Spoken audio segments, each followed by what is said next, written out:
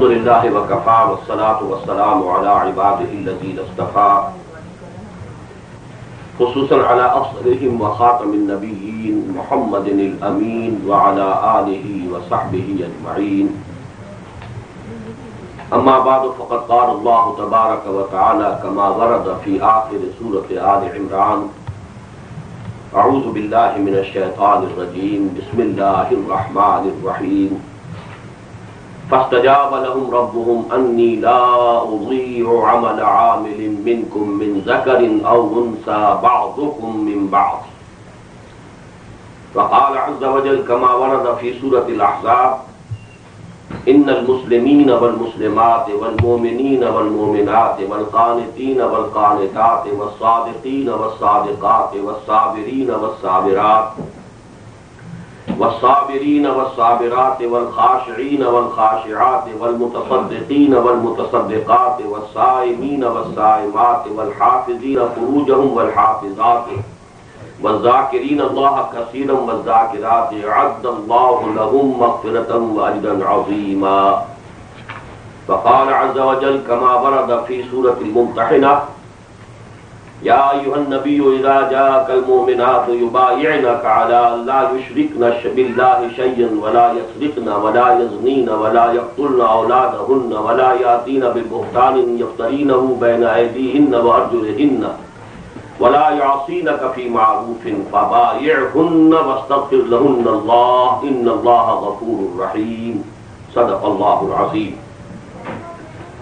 رب اشرح لي صدري ويسر لي امري واحلل عقدة من لساني يفقهوا قولي. اللهم ربنا الهمنا رشدنا واعذنا من شرور انفسنا. اللهم ارنا الحق حقا وارزقنا اتباعه وارنا الباطل باطلا وارزقنا اجتنابه. آمین یا رب العالمین. محترم خواتین اور معزز حضرات، اس وقت کی گفتگو میں ایک الجھن تو مجھے یہ درپیش ہے کہ میری اصل گفتگو جو ہے اس کے مخاطب خواتین ہیں، جبکہ میرے سامنے جو موجود ہیں وہ مرد ہیں. اب یہ ایک ڈائلیما ہے، لیکن بہرحال یہ ہمارے دین کا نظام ہے اور ہمیں اپنے دین کی تعلیمات اور احکام پر عمل کرنا ہے. دوسری الجھن اب یہ بھی محسوس کر رہا ہوں کہ جب سے یہاں امریکہ آیا ہوا ہوں شاید پہلی مرتبہ میں اردو میں گفتگو کر رہا ہوں، ورنہ یہاں اب ساری تقریریں مجھے مجبور کیا جاتا ہے کہ انگریزی میں کروں. تو اس وقت مجھے دقت محسوس ہو رہی ہے کہ اب وہ میں سوئچ اوور جو کر رہا ہوں انگریزی سے اردو میں تو شاید کچھ الجھن ہو، اور درمیان میں ممکن ہے کہ مجھے کچھ انگریزی کے الفاظ بھی استعمال کرنے پڑے. آج کی گفتگو میں میرے سامنے جو موضوعات ہیں ان میں اولین اور اہم ترین اور وہ چیز کہ جس کے حوالے سے مغرب نے اور مغربی تہذیب نے بہت بڑی ٹھوکر کھائی ہے، اور وہ ٹھوکر اب ان کے لیے وبال جان بن گئی ہے. لیکن بدقسمتی سے ہم جو مشرق کے رہنے والے ہیں، جن کے بارے میں علامہ اقبال نے کہا تھا کہ ہم مشرق کے مسکینوں کا دل مغرب میں جا اٹکا ہے، تو ہم مغرب کی اندھی تقلید کر رہے ہیں. وہ یہ نظریہ ہے کہ مرد اور عورت کامل طور پر مساوات کے حامل ہیں، بالکل مساوی ہیں، برابر ہیں، ان میں کوئی فرق و تفاوت نہیں ہے، حقوق میں، اختیارات میں، سب میں وہ بالکل برابر ہے. اس نظریے کا ایک حصہ صحیح ہے، ایک حصہ غلط ہے، اور ہمیں یہ چاہیے کہ ان دونوں حصوں کو اچھی طریقے سے سمجھ لیں. جہاں تک انسان ہونے کے ناطے ایک شرف ہے، عظمت ہے، عزت ہے جو اللہ نے انسانوں کو عطا فرمائی ہے، وَلَقَدْ كَرَّمْنَا بَنِي آدَمَ وَحَمَلْنَاهُمْ فِي الْبَرِّ وَالْبَحْرِ، اس میں عورتیں اور مرد بالکل مساوی ہیں، ان میں کوئی فرق نہیں ہے، کوئی اونچ نیچ نہیں. اخلاقی اعتبار سے، دینی اعتبار سے، روحانی اعتبار سے کوئی فرق نہیں ہے. اعلیٰ سے اعلیٰ مرتبے تک مرد بھی پہنچ سکتے ہیں، عورتیں بھی پہنچ سکتی ہیں. صدیقین سب سے اونچا مقام ہے دین میں، لیکن یہ کہ نبوت تو اللہ کی طرف سے ملتی تھی، خود اپنی محنت سے حاصل نہیں کی جا سکتی تھی، لیکن جو کچھ محنت سے حاصل ہو سکتا ہے اس میں صدیق سب سے اونچا درجہ ہے۔ مردوں میں صدیق اکبر ابو بکر ہے رضی اللہ تعالی عنہ، خواتین میں الصدیقۃ الکبریٰ حضرت خدیجہ ہے رضی اللہ تعالی عنہا، اسی لیے ان کے نام کا جز بن گیا ہے خدیجۃ الکبریٰ رضی اللہ تعالی عنہا۔ یہ میں بعد میں بھی بیان کروں گا۔ علم کے حصول میں، دین کی حکمت کو جاننے میں، اخلاق میں، ان میں قطعاً کوئی فرق نہیں ہے، دین کے لیے قربانی دینے میں کوئی فرق نہیں ہے۔ اس اعتبار سے یقیناً عورتیں اور مرد بالکل مساوی ہیں۔ بلکہ اس پہلو سے میں ذرا ادھر توجہ دلاؤں گا کہ جو لوگ ہمیں تانا دیتے ہیں حقیقت میں ان کے نزدیک عورتیں اور مرد برابر نہیں ہیں۔ آپ بائبل کا مطالعہ کیجئے، اولڈ ٹیسٹمنٹ ہو، اس کی مختلف حوالہ جات آپ کو مل جائیں گے۔ آج ہی صبح ایک ملاقات میں آپ کے یہاں کے ایک ساتھی زہیر عثمانی صاحب نے مجھے بتایا کہ انہوں نے بہت سی کوٹیشنز جو ہیں جمع کی ہوئی ہیں۔ کرسچینٹی کے نزدیک اور یہودیت کے نزدیک عورت سراسر شر ہے، اس میں خیر ہے ہی نہیں۔ ان کی زبان میں ایو سے لفظ ایول بنا ہے۔ ایو حضرت حوا کا نام ہے، ایو، ایڈم اینڈ ایو، فرام ایو ٹو ایول، یعنی عورت میں شر ہی شر ہے، کوئی خیر ہے ہی نہیں، خرابی ہی خرابی ہے، کوئی بھلائی ہے ہی نہیں۔ یہ ہے کانسیپٹ ان کا۔ اگر اپنے اصل ریلیجن کے حوالے سے یہ بات کرے، اپنے اصل اسکرپچرز کے حوالے سے بات کرے تو کوئی مقام عورت کا نہیں۔ جبکہ جیسا کہ میں نے عرض کیا، اسلام میں مرد اور عورت انسان ہونے کے ناطے وہ شرف جو اللہ نے عطا فرمایا، اشرف المخلوقات، اشرف المخلوقات مرد بھی ہیں عورت بھی ہیں، ان میں کوئی فرق نہیں، سرے منہ کوئی فرق نہیں۔ دینی اعتبار سے جتنے بھی مراتب ہیں، میں یہاں پہ مثلاً آپ کے سامنے بھی میں نے 2 آیات شروع میں تلاوت کی ہیں، ان کے حوالے سے بات واضح کر دیتا ہوں۔ سورہ آل عمران کے آخر میں یہ آیت آئی ہے، فَاسْتَجَابَ لَهُمْ رَبُّهُمْ أَنِّي لَا أُضِيعُ عَمَلَ عَامِلٍ مِّنكُم مِّن ذَكَرٍ أَوْ أُنثَىٰ بَعْضُكُم مِّن بَعْضٍ۔ اس سے پہلے اصل میں ایک طویل دعا ہے جو نقل ہوئی ہے کہ اہل ایمان اللہ سے یہ دعا کرتے ہیں۔ اس کے بعد فرمایا فَاسْتَجَابَ لَهُمْ رَبُّهُمْ، ان کے رب نے ان کی دعا قبول فرمائی۔ انی لا اضیع عمل عامل منکم، کہ میں تو تم میں سے کسی بھی عمل کرنے والے کے کسی بھی عمل کو ضائع کرنے والا نہیں ہوں۔ من ذکر او انثیٰ، چاہے وہ مرد ہو چاہے عورت۔ کلیئرلی یہاں پر من ذکر او انثیٰ بعضکم من بعض، تم ایک دوسرے ہی میں سے ہو، ایک ہی باپ کے صلب سے بیٹا بھی ہے بیٹی بھی ہے، ایک ہی ماں کے رحم میں پرورش پائی ہے بیٹے نے بھی بیٹی نے بھی، تو اونچ نیچ کیسے ہوتا ہے؟ ایبسولوٹلی ایکول اسٹیٹس جو ہے as human being, dignity, honour, اس میں وہ برابر ہے۔ اسی طریقے سے اگرچہ عام طور پر یہ شک کیا جاتا ہے کہ قرآن مجید میں اکثر و بیشتر مردوں سے خطاب ہے، عورتوں سے خطاب نہیں ہے، یہ ہر زبان کا ایک قاعدہ ہوتا ہے۔ عربی زبان کا قاعدہ یہ ہے، اسے کہتے ہیں برسبیل تغلیب، کہ کوئی اگر مجمع ہے اور اس میں مختلف قسم کے لوگ شریک ہیں، اور ایک کو علیحدہ سے خطاب کرنے کی ضرورت نہیں ہوتی ہے، بلکہ جو ان کے اندر اہم تر ہو یا زیادہ تعداد میں ہو ان کو خطاب کیا جاتا ہے، اور باقی جو ہے گویا کہ اس میں انڈرسٹوڈ ہوتے ہیں، اصلاً وہ مخاطب ہوتے ہیں۔ اس اعتبار سے قرآن مجید میں اس میں کوئی شک نہیں ہے کہ اکثر و بیشتر جو ہے خطاب وہ مردوں کی سیرت سے ہوا ہے۔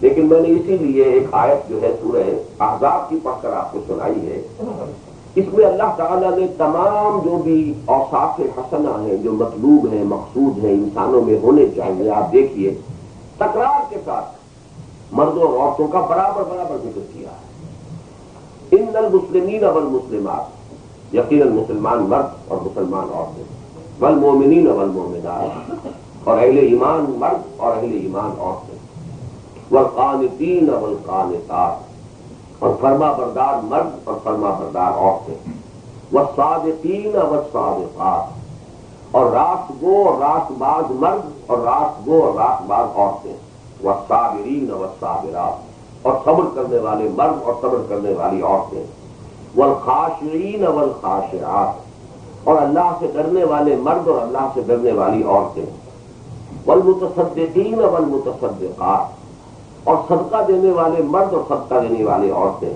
والصائمین والصائمات، اور روزہ رکھنے والے مرد اور روزہ رکھنے والی عورتیں، والحافظین فروجہم والحافظات، اور اپنی عصمت و عفت کی حفاظت کرنے والے مرد اور عصمت و عفت کی حفاظت کرنے والی خواتین، والذاکرین اللہ کثیرا والذاکرات، اور کثرت کے ساتھ اللہ کا ذکر کرنے والے مرد اور کثرت کے ساتھ اللہ کا ذکر کرنے والی عورتیں، اعد اللہ لہم مغفرۃ واجرا عظیما، اللہ تعالیٰ نے ان سب کے لیے مغفرت اور بہت بڑے اجر کا اہتمام فرمایا۔ یہ سارے صفات مطلوبہ عورتوں میں بھی ہو سکتے ہیں، مردوں میں بھی ہو سکتے ہیں۔ نہ معلوم کتنی عورتیں ہوں گی جو بہت سے مردوں سے افضل ہوں گی، کتنے مرد ہوں گے قیامت کے دن مقام دیکھیں گے شاید حسرت کے ساتھ، جو حضرت خدیجہ کا ہوگا یا حضرت عائشہ کا ہوگا یا حضرت مریم کا ہوگا یا حضرت آسیہ کا ہوگا رضی اللہ تعالی عنہم، کتنے مرد ہوں گے اس مقام کو پہنچ سکیں۔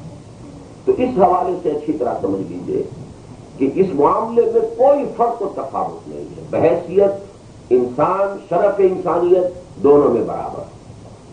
دینی اعتبار سے اللہ کے ہاں مراتب حسنہ، مراتب عالیہ، بلند مقامات، روحانی اعتبار سے، علمی اعتبار سے، اخلاقی اعتبار سے کوئی فرق و تفاوت نہیں ہے۔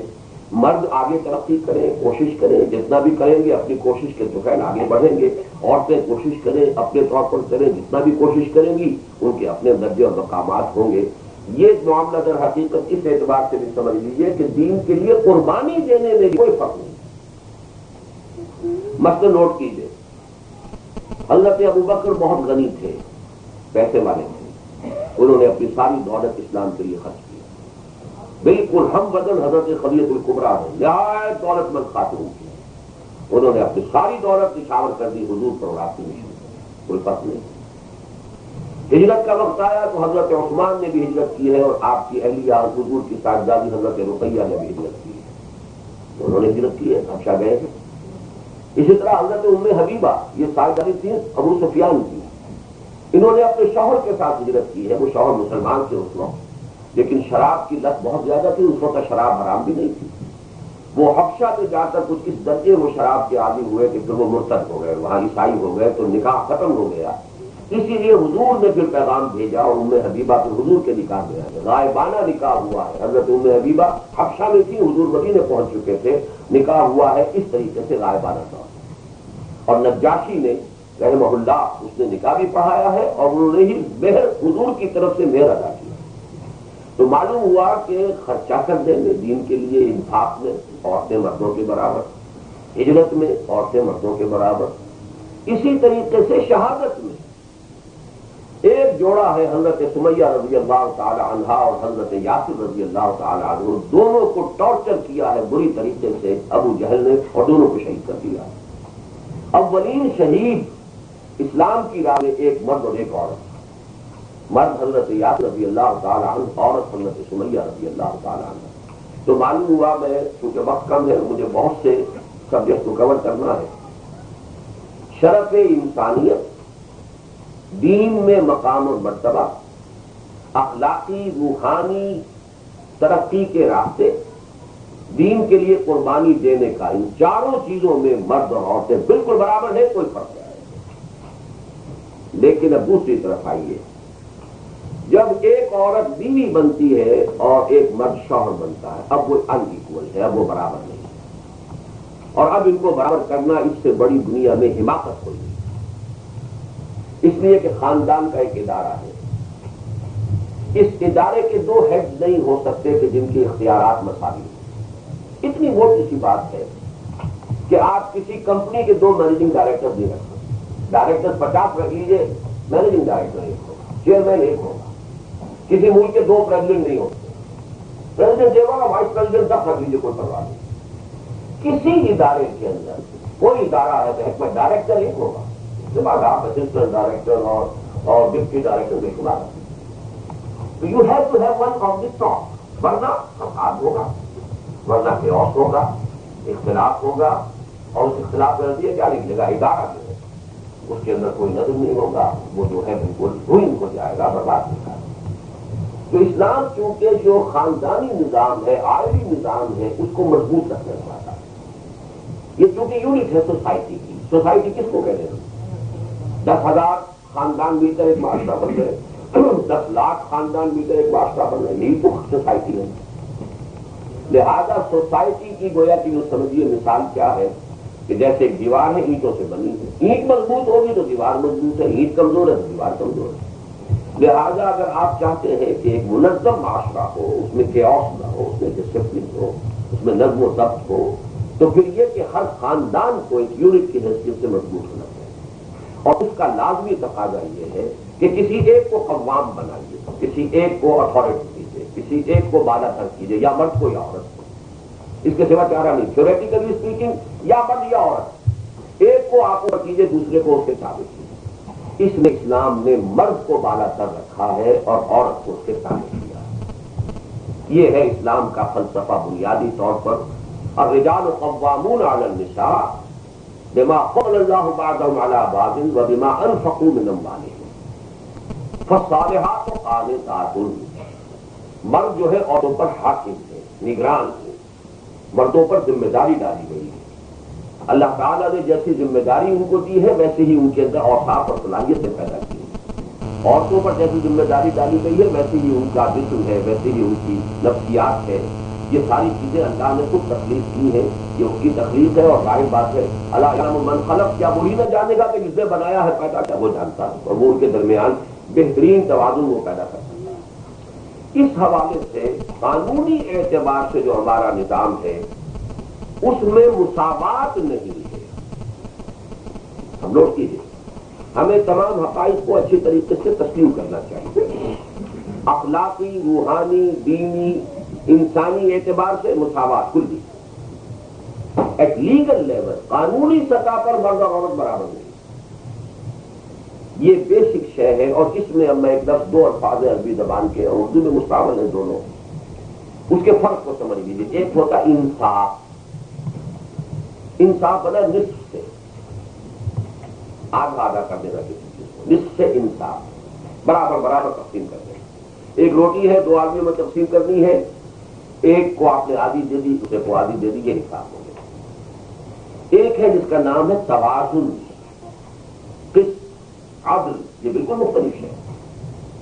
توازن کے اندر جس کی زیادہ ضرورت ہے اس کو زیادہ دیجیے, جس کو کم ضرورت ہے اسے کم دیجیے, جس پر زیادہ ذمہ داری ڈالی ہے اسے زیادہ اختیارات بھی دیجیے, جس پر کم ذمہ داری ڈالی ہے اس پر کم اختیارات بھی رکھیں. یہ توازن ہے. Balance is something else, اور equality, dividing equally is something else. انصاف اور توازن. اب آپ دیکھیے ترازو ہے, ترازو کے یہ 2 پلڑے ہیں, بیچ میں جو ہے اس کو پکڑنے کی, اس کو جو بھی آپ کہیں کیا کہتے ہیں, ہینڈل سے. چلیے, اب انگریزی کا لفظ لینی پڑی پڑا, جہاں سے آپ نے پکڑا. اب اگر تو یہ دونوں بازو جو ہے برابر ہیں تو ایک سے ادھر ڈال دیجیے, ایک سے ادھر ڈال دیجیے, ڈنڈی سیدھی رہے گی. اگر فرق ہے, فلکرم جو ہے پکڑنے والا جو آپ کا جگہ ہے اس میں سے ایک سائڈ چھوٹا ہے, دوسرا سائڈ بڑا, تو اب چھوٹے میں زیادہ وزن ڈالنا ہوگا, بڑے والے میں کم وزن ڈالیں گے, تب وہ توازن پیدا ہوگا. توازن اور شے ہے اور انصاف اور شے. اس کو اگر حقیقت سے سمجھ لیں تو اسلام نے جو ذمہ داریاں ڈالی ہیں اس کے اعتبار سے مردوں کو اختیارات دیے ہیں, جو عورتوں پر ذمہ داریاں ڈالی ہیں اس کے اعتبار سے انہیں اختیارات دیے ہیں, اور وہ ایکول نہیں, بالکل ایکول نہیں. مثلا فیملی کے لیے معاش کی ذمہ داری مرد پر ہے, عورت پر نہیں. یہ الگ بات ہے, عورت کرے, ضرورت ہو, یہ اس کی طرف سے نافل تعلق ہوگا, یہ اس کا احسان ہوگا مرد پر اگر وہ بھی ہیلپ کر رہی ہے. She is not responsible. Responsibility wholly, solely مرد پر. اسی طریقے سے جو زیادہ سخت کام ہے وہ اللہ نے مرد پر ڈالے. ڈیفینس آف دی لینڈ کرنا, فوجی صلاحیت ہے, مرد پر ذمہ داری ڈالی, عورتوں پر ذمہ داری نہیں ڈالی. لیکن کسی وقت اگر عورتیں بھی اپنے آپ کو تیار رکھیں کہ خدا نہ خاصہ کوئی اسٹریٹ فائٹنگ تک کی نوبت آ جائے, ہاؤس ٹو ہاؤس فائٹنگ کی نوبت آ جائے, تو ان کے پاس بھی وہ صلاحیت ہوگی, بالکل دوسری بات ہے. لیکن بیسک رسپانسبلٹی مردوں پر ہے, عورتوں پر نہیں. تو جس طریقے سے معاش کی ذمہ داری مرد پر ڈالی, موجودہ قوم کی ذمہ داری کے جو کٹھن مناسب ہے وہ مردوں کو دیے، عورت کی ذمہ داری کیا ڈالی ہے؟ اس کو میں کہا کرتا ہوں کہ فیوچر آف اے نیشن اس کی کسٹوڈین عورت ہے۔ ایک نسل آج ہم ہیں اس ملک کے یا اپنے قوم کے معاملات کو چلا رہے ہیں، ہمارا فیوچر تو یہ بچے ہیں نا، یہ نیکسٹ جنریشن۔ اس جنریشن کی پوری ذمہ داری عورت پر ہے۔ 9 مہینے وہ اپنے پیٹ میں رکھ کر پالے، یا تو آپ بھی ایکول ہو جائیں کسی طریقے سے، یہ ذمہ داری بھی ان کے ساتھ آپ شیئر کرنے کو تیار ہو، کرا لیجیے آپریشن، اور مرد جو ہے وہ بھی برابر کرتا ہے۔ اگر تو ایکویلٹی کا معاملہ ہے تو پھر اس ذمہ داری میں سے بھی تو کوئی حصہ لینا چاہیے۔ اب آپ کو معلوم مرد کا حصہ کتنا، ایک جو بھی اس کا تعلق ہوا ہے اور اس کے اندر اس نے ایک لذت حاصل کی ہے، اس کے بعد وہ تو فارغ ہے۔ سارا بوجھ 9 مہینے حملت ہو امہ وہنا علی وہن وفصالہ فی عامین، 9 مہینے اس نے اسے پیٹ میں رکھا ہے، اس کے خون پر وہ پل رہا ہے بچہ، جیسے کوئی جونٹ جو ہے چمکی ہوئی اور خون چوس رہی ہو، وہ بچہ ماں کا خون چوس رہا ہے کہ پھر یہ کہ 2 سال اسے دودھ پلانا، اگر نہیں پلائے گی تو بریسٹ کا کینسر ہو جائے گا، مرے گی کینسر سے۔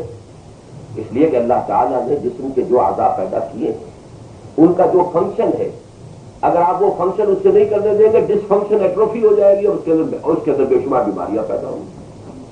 آپ اپنے ہاتھ کو اس جوڑ کو باندھ دیجئے، اگر کئی مہینے یہ بجا رہے یہ جوڑ جو ہے لاک ہو جائے گا، پھر اس کے اندر صلاحیت نہیں رہے گی مڑنے کی۔ آنکھوں پر پٹی باندھے رکھیے کئی مہینے، بینائی ضائع ہو جائے گی، اس لیے کہ آپ کو اللہ نے آنکھیں دی دیکھنے کے لیے آپ نے پٹی باندھی، یو تھی۔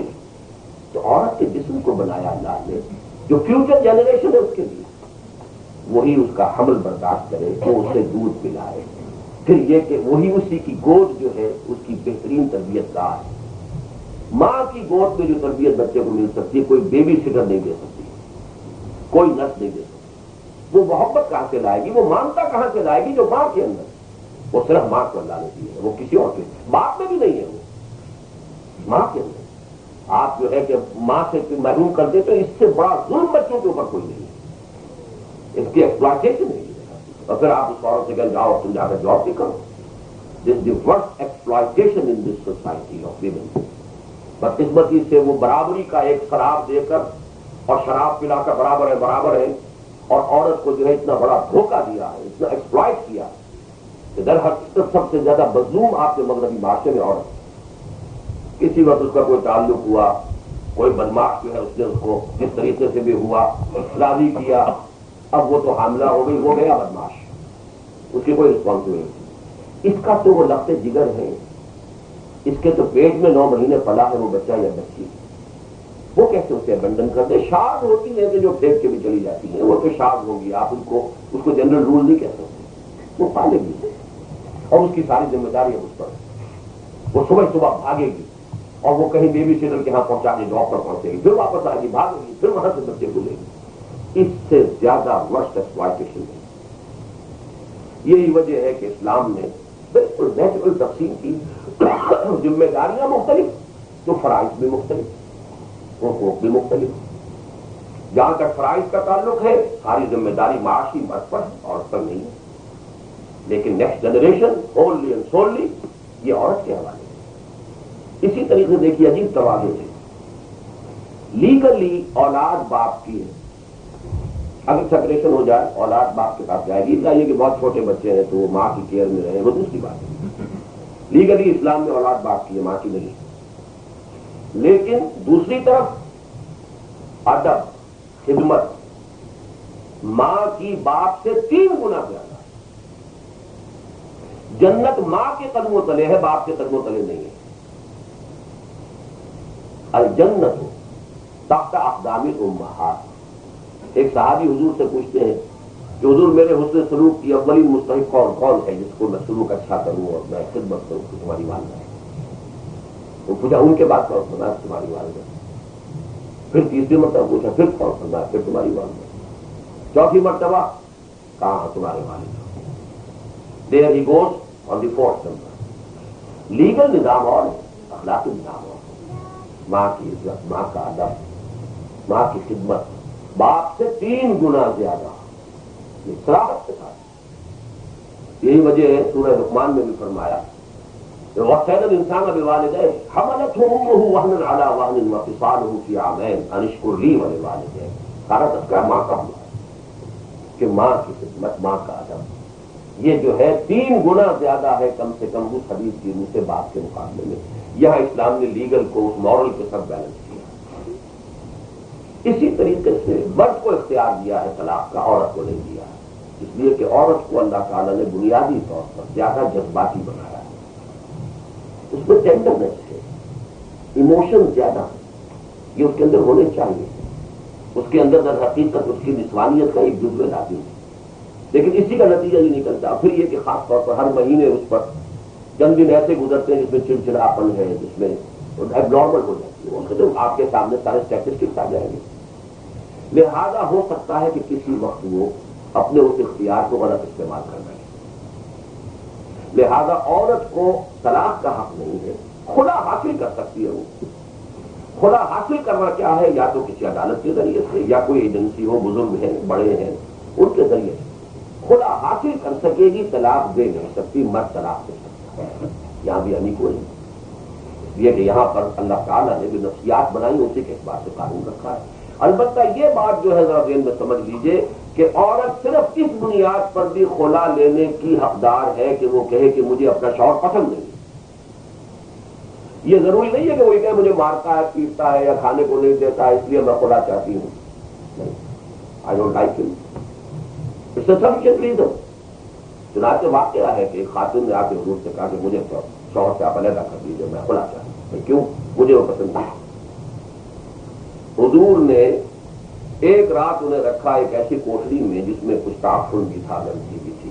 ایک رات وہاں گزاری انہوں نے تنہا. صبح پوچھا کیسی گارا کہ آج کی رات میری بڑی اچھی ہوئی، یعنی شوہر کے ساتھ جو ہے رات سے گزرتی ہے اس سے یہ رات بہت بہتر ہے، آپ نے فوراً کھلا پڑا. اس لیے کہ شادی کے نتیجے میں شوہر اور بیوی میں محبت ہونی چاہیے، ان میں ایک میوچل لو ہونا چاہیے، میوچل کانفیڈنس ہونا چاہیے. یہ اگر گھر کے اندر نہیں ہے تو وہ گھر جو ہے جہنم ہے، اور اگر یہ چیزیں ہیں تو وہ جنت کا ایک نمونہ بن جاتا ہے. روکھی سوکھی کھا رہے ہو لیکن آپس میں میوچل کانفیڈنس ایک دوسرے پر ہے، میوچل لو ہے ایک دوسرے کے ساتھ. یہ چیزیں جو ہے وہ چاہے روکھی سوکھی مل رہی ہو لیکن یہ کہ اس کے اندر بھی جو لذت ہے وہ اگر گھر کے اندر وہ فضا نہیں ہے اور آپ کو اعتماد نہیں ہے، شوہر یہ نہیں جانتا میری بیوی کیا کرتی پھرتی ہے اور بیوی کو کچھ پتہ نہیں میرا شوہر کیا کرتا پھرتا ہے، نتیجہ کیا نکلتا ہے؟ ڈائیورس.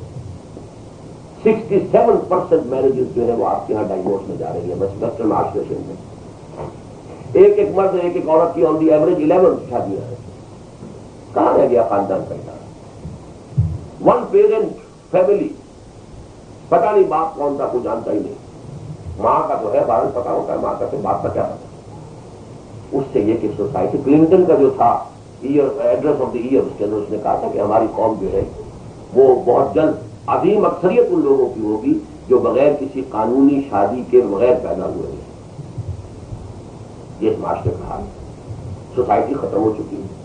اب آپ دیکھیے جہاں تک پھر جو جس کو آپ کہتے ہیں welfare, America is not a welfare state, it's a capitalistic state.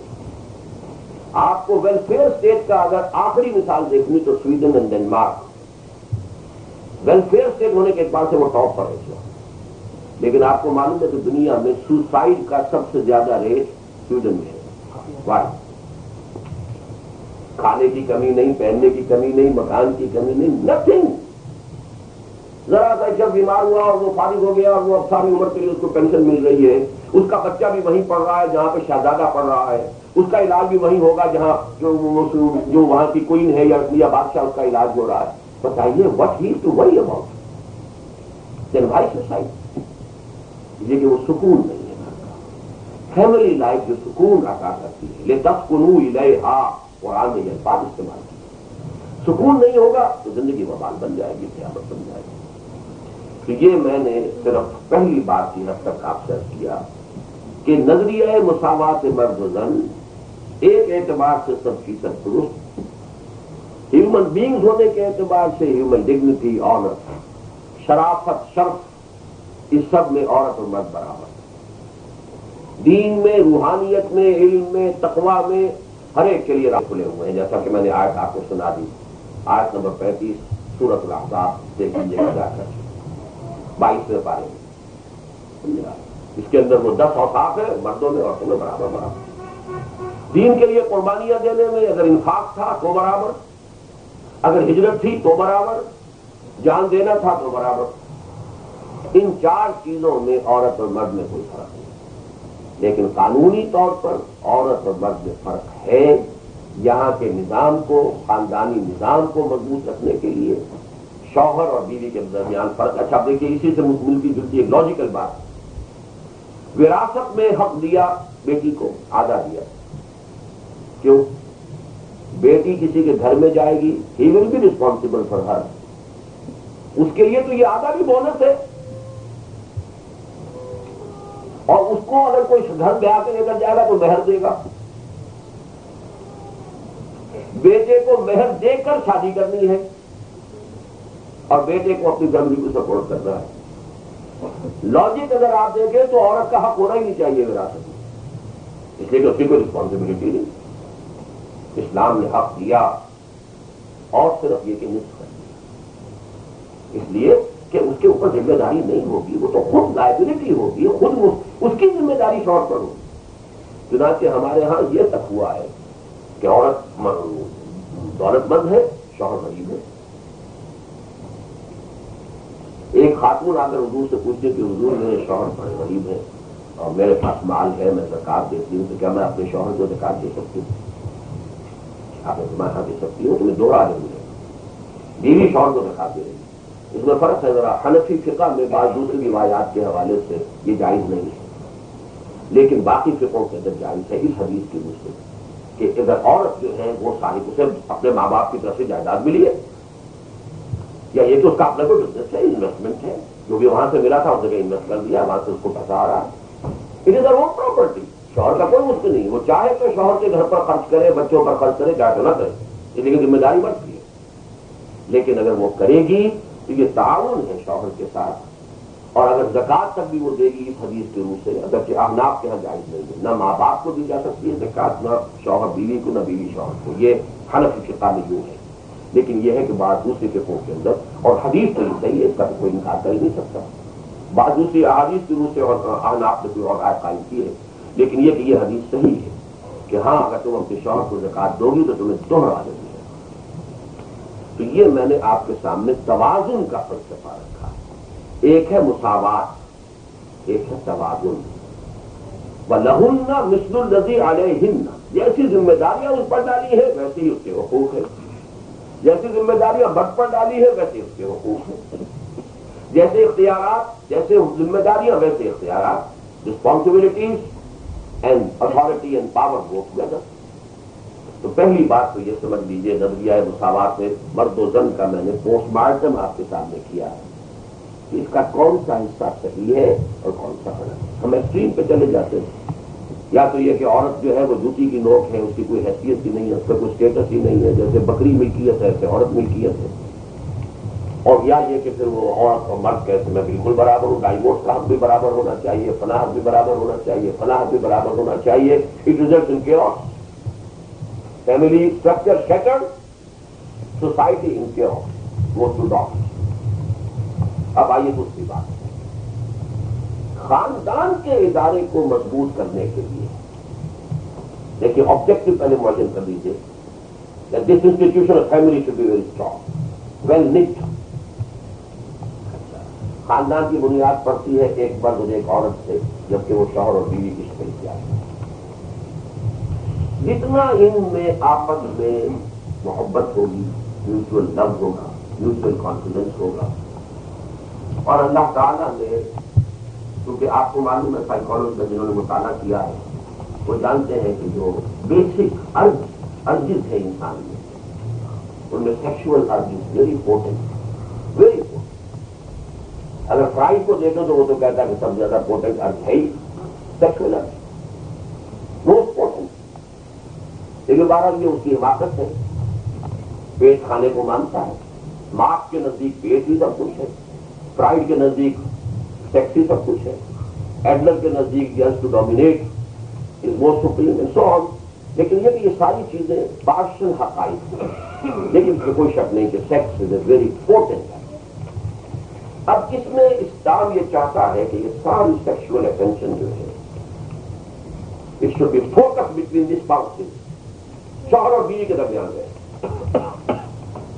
اگر معاشرہ جو ہے آپ کا مخلوط ہے، ایک مرد ایک عورت کو دیکھتا ہے، اسے اچھی لگی اور آپ کو خواب میں بھی آ رہی ہے، what will happen؟ اس کی توجہ اپنی بیوی سے ہٹ جائے گی۔ who is the loser؟ عورت ہی کو نقصان پہنچا، اور عورت کو نقصان پہنچا خاندان کو نقصان پہنچا۔ ہو سکتا ہے اس سے آگے بڑھے معاملہ، ایک خاندان برباد ہو جائے۔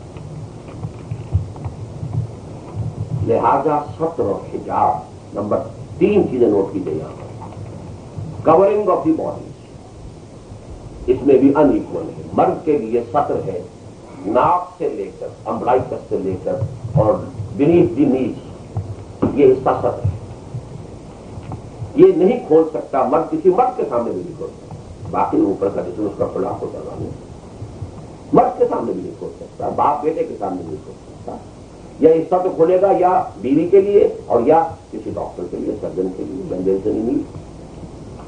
عورت کا پورا جسم ستر ہے except her face, her hands, her feet. Whole of the body must be covered. ان 3 کے علاوہ ماں اپنے بیٹے کے سامنے نہیں کھول سکتی۔ اللہ تعالیٰ نے عورت کا جسم ایسا بنایا ہے، اس کے اندر اٹریکشن ہے بڑی۔ بہن اپنے بھائی کے سامنے نہیں کھول سکتی except the face and the hand and the feet, باقی سارا جسم کور کرنا۔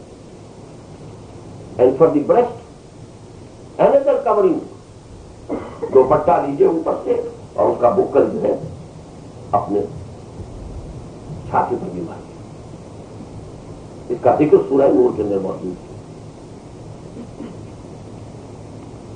وَلْيَضْرِبْنَ بِخُمُرِهِنَّ عَلَىٰ جُيُوبِهِنَّ، خمار کہتے ہیں دوپٹے کو، دوپٹہ جو لیا جاتا ہے، سر چھپا ہوا ہے۔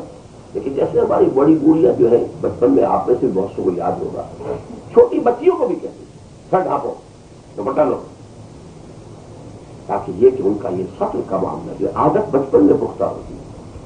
اب آپ نے بچیوں کو جانگیاں پہنائے رکھے ہیں، وہ بڑی ہو رہی ہے، 10-12 برس کی ہو گئی ہے، جانگیاں پہنے پھر رہی ہے، تو ظاہر ہے اس کے بعد پھر وہ جو ہے اس کا عادت جو بنے گی۔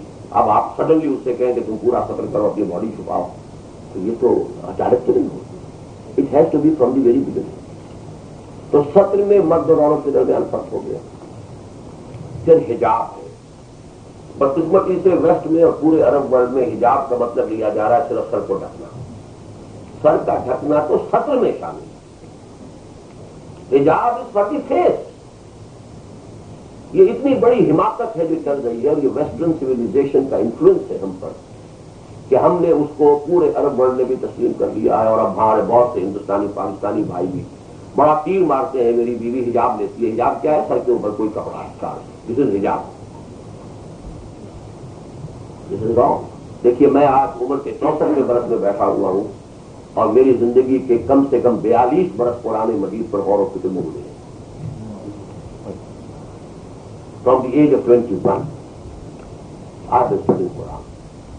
اس وقت سے میری درس قرآن کی دھوم ہو گئی تھی لاہور میں اور جمعیت طلبہ کے حلقوں میں۔ And I am telling you, ظاہر بات ہے میرے پاس دلائل نہیں، میں نے بڑے لمبے چوڑے دلائل دیے ہیں۔ ابھی حال ہی میں سورہ بنی اسرائیل کے درس کے سلسلے میں، اس کے پورے کیسٹ آپ کو مل سکتے ہیں، تو میں نے سارے دلائل جمع کیے ہیں کہ در حقیقت چہرے کا بھی پردہ ہے اسلام۔ اس کے لیے سب سے بڑی دلیل میں آپ کو دیتا ہوں، سورہ احزاب میں ہے،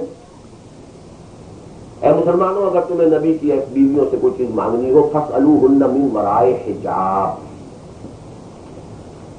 گھروں پر پردے پڑے ہوتے ہیں، پردوں کے پیچھے سے مانگو۔ حضرت عائشہ فرماتی ہیں جس سفر میں کہ وہ واقعہ پیش آیا کہ تہمت آپ پر لگی، غزوہ بنی عبد المستلق، وہاں سے واپس آ رہے تھے، رات کو پڑاؤ تھا، حضرت عائشہ کو پیشاب کی حاجت ہوئی، آپ گئیں، لیکن یہ کہ جسم اتنا دبلا پتلا تھا کہ جب وہ لوگ آئے تو ادھر پیچھے کوچ کا اعلان ہو گیا۔ وہ حمال آئے، انہوں نے غوضہ اٹھایا، انہیں پتہ ہی نہیں چلا کہ وہ مومنین اس میں ہے ہی نہیں، انہوں نے اٹھا کے وہ اونٹ پٹک دیا، وہ سمجھتے رہے کہ حضرت عائشہ اس میں ہے، وہ تھی۔ اب جب وہ فراغت کے بعد آئیں گے کا قافلہ چلا کیا کریں؟ bewildered she sat there, وہیں بیٹھ گئی. یہ بڑی عقل بندی کی بات تھی. ادھر ادھر جانے میں بڑی خرابی تھی. پیچھے سے صفوان ابن معطل رضی اللہ تعالیٰ عنہ آ رہے تھے. اس لیے کہ ڈیوٹی ہوتی تھی ایک شخص کی کہ پیچھے کوئی شخص رہے کہ جو دیکھتا ہے. ممکن ہے کوئی مریض ہو, نہ چل پایا ہو, بیٹھ گیا ہو کہیں, کوئی اور کسی وجہ سے کسی کا کوئی سامان گرا پڑا رہ گیا ہو, تو وہ دیکھتا ہوا صفوان ابن معطل آئے اور دور سے دیکھا کہ کوئی گشتی سی ہے, کیونکہ وہ سو گئی تھی. گڑی نہیں, رات کا وقت سو گئی. گشتی سی ہے کیا ہے, آ کے کبھی دیکھا عائشہ رضی اللہ تعالیٰ عنہا. انہوں نے فوراً کہا انا للہ و انا الیہ راجعون. اور پھر حضرت عائشہ کہتی ہے کہ میں نے فوراً اپنا چہرہ ڈھک لیا. سوتے میں تو چہرہ کھل گیا تھا. پھر فرماتی ہیں صفوان نے مجھے اس لیے پہچان لیا کہ حجاب کی آیت کے نزول سے پہلے اس نے مجھے دیکھا تھا.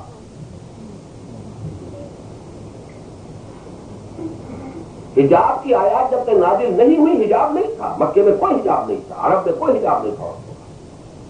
It was a mix society.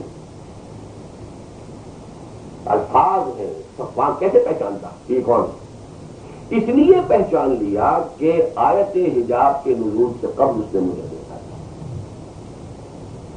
تو چہرے کا بھی حجاب ہے. ظاہر بات ہے کہ عورت کا اگر کوئی اس کے اندر اٹریکشن ہے مرد کے لیے تو کیا چہرے میں اٹریکشن نہیں ہے؟ You say face is the index of mind. تو ایک طرف آپ مانتے ہیں, ایک طرف فرائڈ کو مانتے ہیں, ایمان سائیکالوجی کا, اور وہ کہتا ہے کہ سب سے پوٹنٹ جو ہے انسان کے اندر آج وہ سیکشول ہے. I say is wrong, but I say is correct. بہت بہت پوٹنٹ ہے, اس میں کوئی شک نہیں, لیکن سب سے زیادہ پوٹنٹ نہیں ہے. Really is wrong. لیکن یہاں صحیح ہے, بہت پوٹنٹ ہے. اگر یہ نہ ہوتی ہے, سوچئے کاہے کو وہ شادی کرتا, کاہے کو بچوں کا مصیبت اٹھاتا, کہاں ایک پیٹ پالنا ہے اور کہاں 10 پیٹوں کو بھرنا ہے. یہ سارا اسی لیے تو اللہ تعالیٰ نے وہ حج رکھی ہوئی ہے. اس حج کی سیٹسفیکشن کے لیے انسان شادی کرتا ہے, بیوی کا بوجھ بھی اٹھاتا ہے, اپنے بچوں کو پالتا ہے, ان کی بیماریاں ہیں, ان کی ایجوکیشن ہے. 100 جو ہے ایک اپنے اوپر بوجھ انسان لاتا کیوں لاتا ہے؟ Preservation of the self and then preservation of the species. They are the most potent instincts in human beings, not only human beings, all living organisms. تمام زندہ آرگنزم کے اندر موسٹ پوٹنٹ اپنے آپ کو بچاؤ, پریزرویشن آف دی سیلف, تحفظ ذات, بقائے ذات, اینڈ نمبر 2 بقائے نسل, پریزرویشن آف دی اسپیشیز. تو اس کو اللہ نے ہارنس کیا ہے. جتنا زوردار کوئی معاملہ گھوڑا ہو اتنی زوردار لگام چاہیے. کمزور گھوڑا ہے تو کمزور آدمی بھی کنٹرول کر لے گا. جب گھوڑا مزور ہے, طاقتور ہے, تو اسے طاقتور, اسے کوئی سوار بھی ایسا چاہیے جو اسے کنٹرول کر سکے. نہیں کو تو چونکہ یہ ارض بہت پوٹنٹ ہے, اس لیے سطر کے بعد حجاب. Number 3 segregation of sexes, no intermixing of sexes. کوئی امیڈیٹ, کوئی انتہائی ضرورت پیش آ گئی ہے, مجبوری ہے, تو اور بات ہے, بازار جانا پڑا جائے, لیکن یہ کہ پورے اس حجاب کے ساتھ سطر کے ساتھ جائے, اگر اسے خریدنا پڑ رہا ہے تو اسے کوئی حل نہیں. لیکن چوتھی چیز جو ہے اس میں یہ ہے, چونکہ آج کی دنیا جو ہے وہ بہت زیادہ اکنامک کمپٹیشن کی دنیا ہے. کوئی قوم جو ہے جب تک کہ وہ اپنی اقتصادیات کے اندر جو ہے وہ مقابلہ نہ کر سکے دوسری قوموں کا, سروائیو نہیں کر سکے. سروائیول آف دی فٹسٹ, یہ تو ایک اصول ہے بایولوجی کا. تو ایک قوم کو بھی اقتصادی طور پر کمپیٹ کرنا پڑتا ہے, struggle for existence and survival of the fittest. تو یہ آرگومنٹ قوی ہے کہ اگر ہم اپنے 50% کو پروڈکٹیو جو ہے, یعنی معاشی اعتبار سے نان پروڈکٹیو بنا دیں, کہ وہ ہماری معاشی زندگی میں کوئی بھی ان کا حصہ نہ ہو, تو how could we be able to compete. یہ آرگومنٹ از ویلڈ, بہت صحیح ہے دلیل, لیکن اس کا علاج کیا ہے؟ علاج یہ ہے کہ سارے فیلڈز عورتوں کے لیے بھی اوپن کر دیجیے, بٹ وتھ سیگریگیشن, الگ الگ. مردوں کے اسپتال, مرد مریض, مرد ڈاکٹر, مرد ہی نرسیں ہونی چاہیے, میل نرسز, نو فیمیل نرس. عورتوں کا اسپتال, عورت مریض, عورت ڈاکٹر, عورت نرس. عورتیں ہی کلرکس ہوں, عورتیں ہی وہاں کی مینجمنٹ کر رہی ہیں. آپ کا ویمن فوک ہے ورکنگ, سیگریگیشن.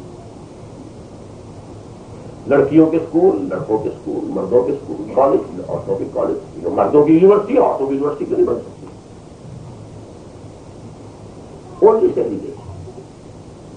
نمبر 3، میں نے پاکستان میں جب یہ سن 82 میں بہت زیادہ کنٹروورسی ہو گئی تھی اور پھر طوفان اٹھا تھا اور گورنر صاحب کی اہلیہ نکل آئی تھی سڑک پر، گورنر آف سندھ کی، اور میرے خلاف ایک مظاہرہ کیا تھا، پھر وہ ٹی وی کا پروگرام میرا بند ہوا۔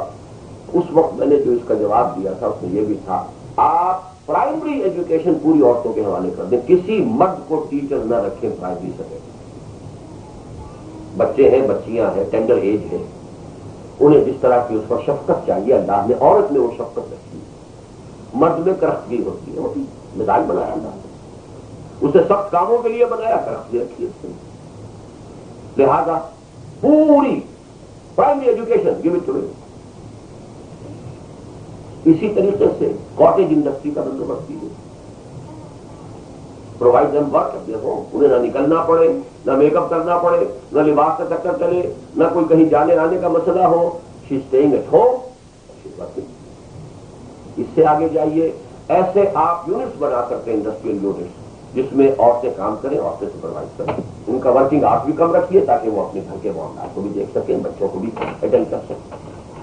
اگر کہیں وہاں بھی عورت بھی 8 گھنٹے کام کرے اور مرد بھی 8 گھنٹے کام کرے تو کیا ہوگا؟ گھر تو تباہ ہو گیا نا۔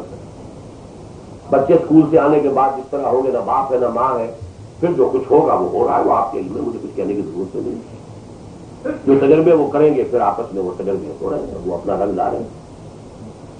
تو اچھی طریقے سے سمجھ لیجیے کہ اسلام کا نظام در حقیقت ان 3 بنیادوں پر، اور آبجیکٹ کیا ہے کہ انسان سیکشولی پیور رہے اور اس کی ساری سیکشول اٹینشن فوکس رہے on the wife, bond of love آپس میں انتہائی مضبوط ہو، اور اگر شوہر اور بیوی کے اندر باہمی اعتماد ہے اور محبت ہے، وہ گھر جو فضا ہے اس میں بچے جو پرورش پائیں گے وہ ہیلدی بچے ہوں گے۔ اگر یہاں باپ اور ماں بھی چپل چلتی رہتی ہے، میں ہے، اور ایک دوسرے پر اعتماد ہی نہیں ہے، تو بچوں کی جو سائیکالوجی ہے it has to be negative, then you are breeding criminal. اب آئیے میری تقریر کا یا موضوع کا جو دوسرا حصہ ہے، مسلمان خاتون کے دینی فرائض۔ اس میں مجھے پہلے مردوں اور عورتوں ان دونوں کے سے علیحدہ ہو کر دینی فرائض کا ایک خاکہ آپ کے سامنے رکھنا ہوگا، اس لیے کہ اس وقت شاید مرد بھی عورتوں سے زیادہ ہی ہوتا ہے یہاں موجود۔ دینی فرائض کے اعتبار سے کوئی بنیادی فرق نہیں ہے مرد اور عورت میں۔ پہلے وہ بیسک جو ہے اسکیچ سامنے لے آئی، اور اس کے لیے ایک 3 منزلہ عمارت کا تصور ذہن میں جما لیں۔ 3 منزلہ عمارت ہے، پہلی منزل پر جسے آپ گراؤنڈ فلور کہتے ہیں کوئی کنسٹرکشن نہیں ہے، 4 پلرس اور بھی آپ کہتے ہیں پارکنگ لاٹ ہے، جو بھی کچھ کہتے ہیں، ان 4 پلرس کے نیچے ایک فاؤنڈیشن ہے۔ فاؤنڈیشن بھی 2 حصوں پر مشتمل ہے، ایک انڈر گراؤنڈ ہے جو انویزیبل ہے، دیکھی نہیں جا سکتی، اصل فاؤنڈیشن تو وہی ہے، تھوڑا سا حصہ اس کا اوپر ہوتا ہے گراؤنڈ لیول سے، اس کو آپ پلنتھ کہتے ہیں، but it's part of the foundation. اس فاؤنڈیشن کے اوپر کھڑے ہیں 4 پلرس، اس کے اوپر پہلی روف ہے، پھر اوپر چونکہ کنسٹرکشن ہے، پلر نظر نہیں آئیں گے، لیکن آپ کو معلوم ہے کہ سارا لوڈ جو ہے دوسری اور تیسری چھت کا بھی وہ پلر کے ذریعے ہی سے فاؤنڈیشن کو جا رہا ہے، تو سیکنڈ روف ہے، تھرڈ روف ہے۔ اس مثال میں فاؤنڈیشن ایمان ہے، اسلامی زندگی کی بنیاد ایمان ہے۔ اس ایمان کے 2 حصے ہیں، ایمان دل میں، ایمان زبان پر۔ زبان پر وربل اٹیسٹیشن، اشہد ان لا الہ الا اللہ واشہد ان محمد رسول اللہ، آمنت باللہ وملائکتہ وکتبہ ورسلہ والیوم الآخر والقدر خیرہ وشرہ من اللہ تعالی والبعث بعد الموت، وربل اٹیسٹیشن، زبانی گواہی۔ لیکن ایک ایمان ہے تصدیق بالقلب، وہ تو نظر نہیں آئے گی، وربل اٹیسٹیشن تو نظر آ جائے گی۔ ابھی کوئی عیسائی آتا ہے، یہودی آتا ہے، کہتا ہے میں اشہد ان لا الہ الا اللہ واشہد ان محمد رسول اللہ، پلیز بیکم اے مسلم۔ کوئی ہندو، کوئی پارسی، کوئی سکھ، کوئی اینی بڈی، لیکن کیا بات ہے اس کے دل میں ایمان بھی اتر گیا؟ ہم نہیں کہہ سکتے، ہو سکتا ہے اتر گیا، ہو سکتا ہے کہ نہیں، ہو سکتا ہے کہ ابھی دھوکہ ہی دے رہا، ہمارے ہاں وہ کوئی جاسوسی کرنے کے لیے آ رہا. 101 پاسبلٹی. تو ایک ہے اقرار باللسان، وہ پلنس لیول، اور ایک ہے تصدیق بالقلب، دل کا ایمان. تو پہلا فرض ہر مسلمان مرد اور ہر مسلمان عورت کا یہ ہے کہ وہ صرف اقرار باللسان پر نہ رہے، قلبی ایمان، یقین والا ایمان حاصل کرنے کی کوشش کرے. اللہ تعالیٰ نے سورہ نساء میں فرمایا، آیت نمبر 136 ہے، یا ایھا الذین آمنوا آمنوا باللہ ورسولہ والکتاب الذی نزل علی رسولہ والکتاب الذی انزل من قبل. اہل ایمان، ایمان لاؤ اللہ کو. What does it mean؟ تم قانونی ایمان تو لے آئے ہو، تم نے وربل اٹسٹیشن تو کی ہے، تم قانونی تو مسلمان ہو، حقیقی مسلمان بنو. یقین پیدا کرے نادان، یقین سے رات آتی ہے وہ درویشی کے جس کے سامنے جھکتی ہے پوری. وہ یقین پیدا کرنا میرا، آپ کا، ہر عورت کا، ہر مسلمان مرد اور عورت کا سب سے پہلا فرض، جس کو ہم نے اگنور کیا ہوا. ہم سمجھتے مسلمان ہیں تو ایمان تو ہے، ایمان کہاں گیا ہمارا. نمبر 2، اب آئیے pillars. 4 pillars, 4 modes of worship ہیں، 4 عبادات ہیں: نماز، روزہ، حج، زکات.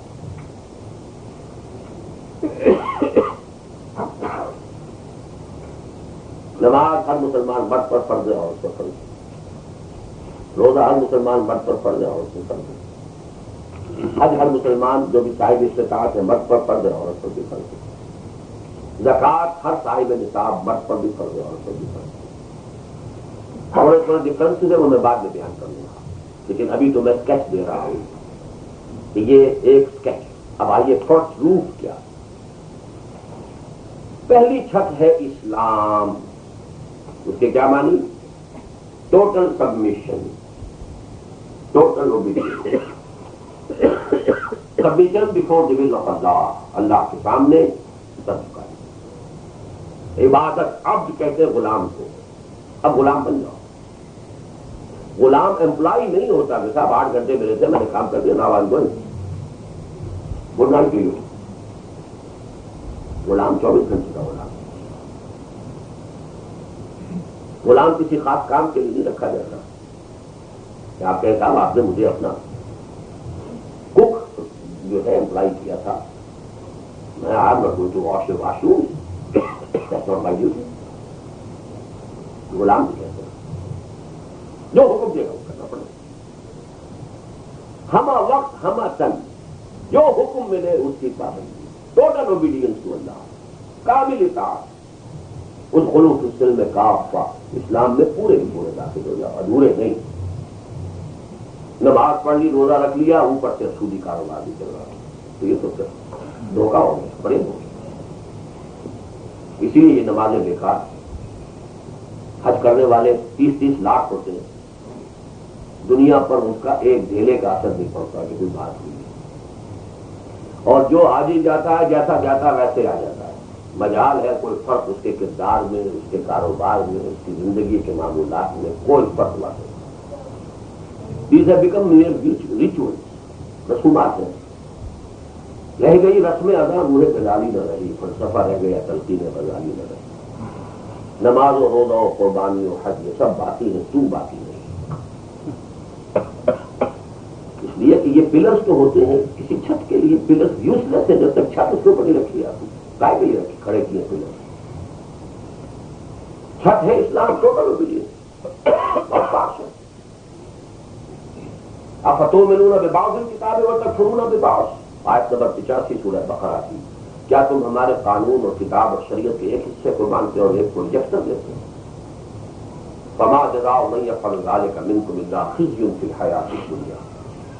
جو لوگ بھی یہ طریقہ کار اختیار کریں گے ان کی سزا اس کے سوا کچھ نہیں ہے کہ دنیا میں انتہائی ذلیل و خوار کر دیے جائیں، اور ہم ہیں ذلیل و خوار. یہاں آپ کو جواب مل گیا اس سوال کا کہ ہے آج کیوں ذلیل کہ کل تک نتی پسند گستاخی فرشتہ ہماری جناب میں. مسلمان ہیں 1 بلین سے زیادہ ہیں، بلکہ 120 کروڑ مسلمان آتی ہے، اور ذلیل و خوار ہے، کوئی ہماری پوچھتا ہی نہیں. ہماری کوئی رائے نہیں. G7 G15 security council veto تو چاہے گے کریں گے. ہوا یوں علت ہے کہ نہیں؟ رحمتیں ہیں تیری اغیار کے کاشانوں پر برف گرتی ہے تو بیچارے مسلمان کیوں گرتی ہے؟ اس لیے گرتی ہے کہ تم نے دین کو پارشل یا تو سرے سے ہی پریکٹس نہیں ہے یا ہے تو پارشل ہے. بہرحال یہ پہلی چھت بھی بڑی بھاری چھت ہے, آسان نہیں ہے. اس کے بعد دوسری چھت آتی ہے, اب اسی کی تبلیغ کرو, پہنچاؤ. اس لیے کہ محمد صلی اللہ علیہ وسلم صرف کسی ایک قوم یا ملک کے لیے رسول ہو کر نہیں آئے تھے, پوری نوع انسانی کے لیے رسول ہو کر آئے. انہوں نے پہنچا دیا, تمہیں تمہارا کام ہے پہنچاؤ پوری نوع انسانی. اور اگر تم نہیں پہنچاؤ گے تو پوری نوع انسانیت تمہارے خلاف مقدمہ دائر کرے گی قیامت کے لیے. اے اللہ ہماری گمراہی کی ذمہ داری یہ ہے. ان کے پاس تھا تیرا دین, یہ ٹھیکیدار بنے پھرتے تھے تیرے نبی کے. سارے نبیوں سے افضل ہمارا نبی, سارے نبیوں سے افضل ہمارا نبی گاتے تھے لہک لہک کر. انہوں نے نہ اس نبی کی خود تابعداری کی, نہ اس کا پیغام تک پہنچایا. کچھ ڈوب گئے.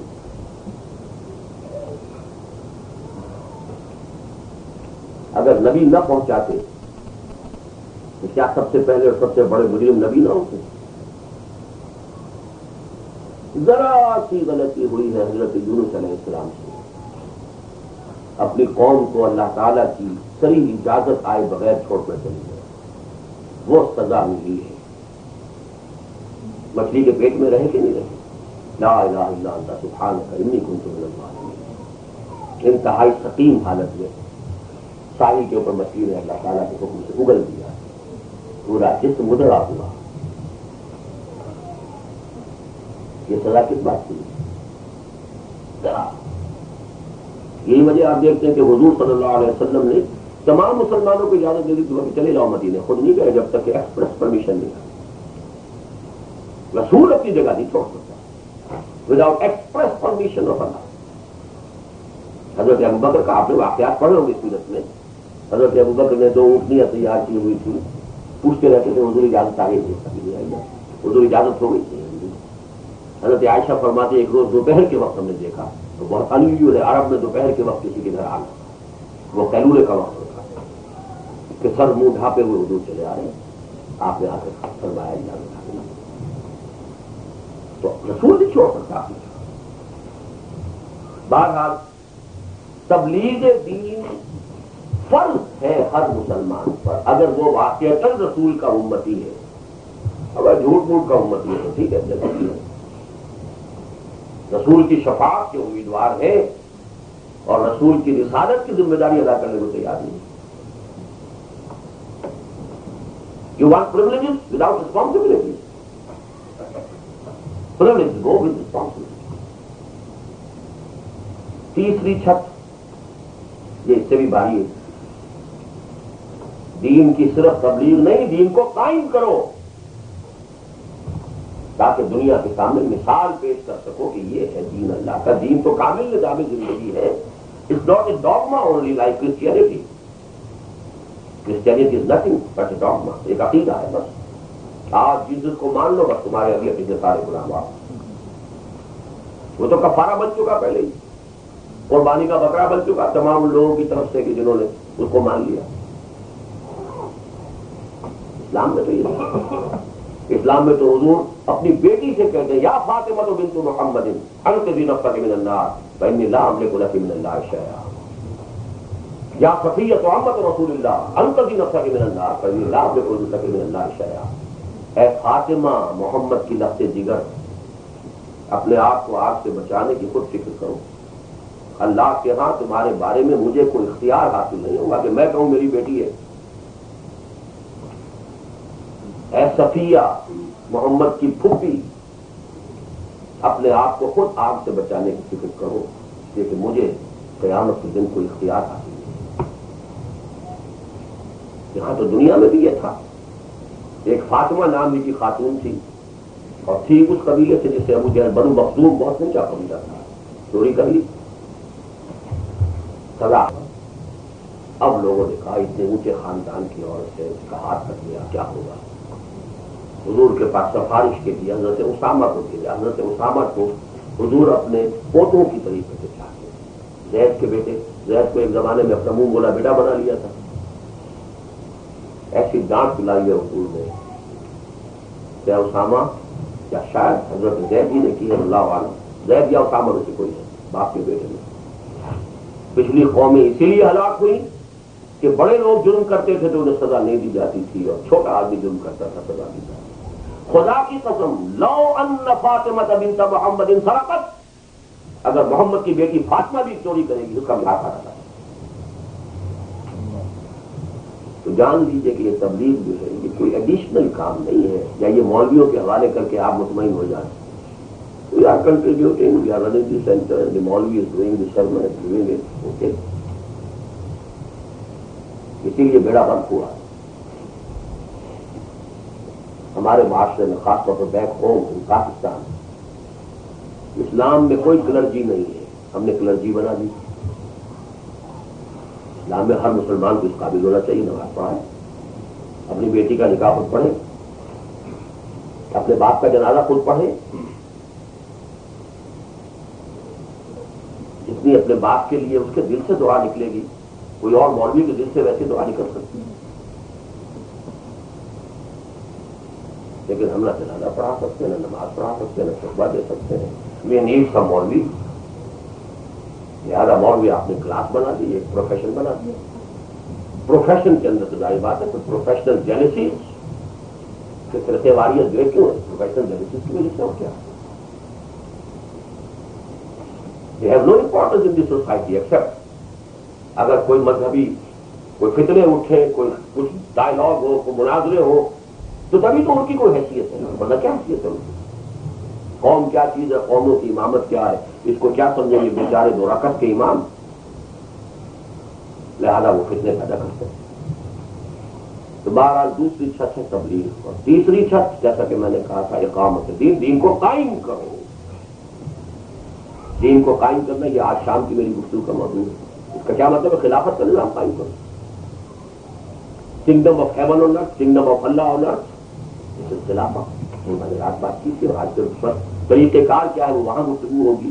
لیکن یہ جان لیجیے کہ اس کی ذمہ داری سب سے کٹھن ہے، اور اس میں وہ وقت بھی آ سکتا ہے کہ جان ہتھیلی پر رکھ کر میدان میں جانا پڑے۔ صحابہ گئے کہ نہیں گئے؟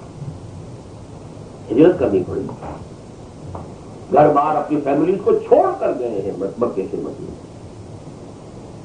They didn't move with families, except a few who could afford۔ حضور کے ساتھ تو آپ کی فیملی گئی ہے، باقی تو اکثر بغیر فیملیز کے گئے۔ پھر سے جنگیں ہو رہی ہیں، 14 صحابی جو ہے وہ تو غزوہ بدر میں بھی شہید ہوئے، 70 جو ہے غزوہ احد میں شہید ہو گئے۔ اس اسٹرگل کے اندر جان بھی دینی پڑتی ہے۔ اس اسٹرگل کے لیے جماعت لازم ہے، یہ اسٹرگل بغیر جماعت کے تو ہو نہیں سکتی۔ موب نہیں کر سکتا، موب تو کسی شے کو توڑ پھوڑ کر سکتا ہے، کوئی خیر موب سے وجود میں نہیں آتی۔ کسی خیر کو وجود میں لانے کے لیے you have to have a discipline party, مضبوط ڈسپلن۔ یہ خاکہ آپ نے ذہن میں اگر جما لیا، یہ سارے فرائض ہیں مردوں پر بھی عورتوں پر بھی برابر۔ تھوڑا تھوڑا فرق ہے وہ میں بیان کرنا شروع کر دوں گا، لیکن یہ نقشہ پہلے ذہن میں جما لیجیے۔ ایمان حقیقی حاصل کرنا، یقین والا ایمان، یقین پیدا کرے گا۔ نمبر 2 چاروں یہ عبادات۔ نمبر 3 پہلی چھت ٹوٹل اوبیڈینس ٹو اللہ، کامل عبادت، کامل اطاعت۔ نمبر 4 تبلیغ، دعوت، ادعو الی سبیل ربک بالحکمۃ والموعظۃ الحسنۃ وجادلھم باللتی احسن۔ 5ویں اقیم الدین، دین کو قائم کرو، جہاد کرو، قتال کرو، قاتلوا فی سبیل اللہ وقاتلوہم حتی لا تکون فتنۃ ویکون الدین کلہ للہ۔ دین سب کا سب اللہ کے لیے ہو جائے، اسی کی حکومت قائم ہو جائے۔ اللہ کی حکومت، مسلمانوں کی خلافت، یہ دین کا خلاف۔ اب یہاں جو فرق ہے ان کو نوٹ کیجیے۔ ایمان کی سطح پر کوئی فرق نہیں۔ ایمان تو مرد کو بھی حاصل کرنا عورت کو بھی حاصل کرنا۔ البتہ تھوڑا سا میں یہاں 2 منٹ آپ سے لے لوں، ایمان کیسے حاصل کیا جائے، یہ ذرا ایک پریکٹیکل مسئلہ ہے۔ 3 طریقے ہیں اس کے۔ 2 طریقوں سے حاصل ہونے والا ایمان یقین تو ہوتا ہے، لیکن اس میں فہم اور انٹلیکچوئل ایلیمنٹ نہیں ہوتا۔ آج کی دنیا میں اس ایمان کی ضرورت ہے کہ اس کے ساتھ فہم ہو، تفقع ہو، انٹلیکچوئل ڈائمینشن اس کی ہونی چاہیے۔ پہلے 2 طریقے جن سے انسان کو ایمان حاصل ہو جائے گا وہ بہت بڑی دولت ہے، but it will be like a blind thing. وہی بہت قیمتی ہے جسے بھی اللہ عطا کرے۔ اس کا ایک ذریعہ یہ ہے کہ اہل ایمان کی صحبت اختیار کرو۔ یہ فزیکل فنومینل ہے، آگ کے پاس بیٹھیں گے حرارت آپ کو پہنچ جائے گی، اگر آپ برف کی سیل کے پاس بیٹھے ہیں ٹھنڈک پہنچے گی۔ اگر جو ایمان کے مجسمے ہو، جو فرنسز ہے ایمان کی، ان کے قریب رہیں گے تو ایمان پہنچے گا۔ دوسرا طریقہ یہ ہے اسلام پر عمل کرتے رہیں، کرتے رہیں، کرتے رہیں، کرتے رہیں، اس سے بھی یقین پیدا ہوتا ہے۔ یہ طریقہ ہے جو تبلیغی جماعت اختیار کرتے ہیں۔ اس لیے وہ لفظ استعمال کریں ایمان کی محنت۔ بھائی نکلو، 40 دن کے لیے نکل گیا، اب ظاہر بات ہے کہ وہاں آپ کو ماحول مسجد کا مل رہا ہے، کوئی ڈسٹربنس نہیں ہے، نہ ٹی وی ہے نہ کچھ اور ہے، آپ ساری نمازیں باجماعت پڑھ رہے ہیں، کچھ ساتھ تعلیم ہو رہی ہے۔ اس پریکٹس کے ذریعے سے بھی جیسے ایمان سے عمل پیدا ہوتا ہے، عمل سے بھی ایمان پیدا ہوتا ہے۔ اس سے 2 وے فنومینا، 2 وے ٹریفک۔ لیکن ان دونوں طریقوں سے حاصل ہونے والا ایمان it has no intellectual dimension, اس کے اندر کوئی بھی فکر اور فہم اس کا ایلیمنٹ نہیں ہے، اٹس اے بلائنڈ فیتھ۔ اگر آپ وہ ایمان چاہتے ہیں جس کو کہ سورہ یوسف میں کہا گیا قل ھذہ سبیلی ادعو الی اللہ علی بصیرۃ انا ومن اتبعنی، ایمان علی وجہ البصیرۃ، اس کی سورس صرف ایک ہے، وہ Quran. Dive deep into the meaning of the Quran, Quran میں ہو غوطہ زن اے مرد مسلمان۔ اس کو آدمی پڑھے، غور و فکر کرے، تدبر کرے، وہ خود محسوس کرے گا کہ میرے اندر کوئی شے ہے جو کہہ رہی ہے یہ ٹھیک ہے۔ اس لیے کہ ہماری جو سول ہے، اسپرٹ ہے، اور جو قرآن ہے، ان دونوں کی سورس ایک ہے۔ یہ اللہ کا کلام ہے، اور جو ہماری روحیں ہیں وہ امر اللہ ہے۔ یہ کلام اللہ، یہ امر اللہ۔ یسألونک عن الروح قل الروح من امر ربی وما اوتیتم من العلم الا قلیلا۔ اس قرآن پر غور و فکر، سوچ بچار، عربی زبان سیکھنا، تاکہ قرآن سے ڈائریکٹ کمیونیکیشن آپ کا اسٹیبلش ہو جائے۔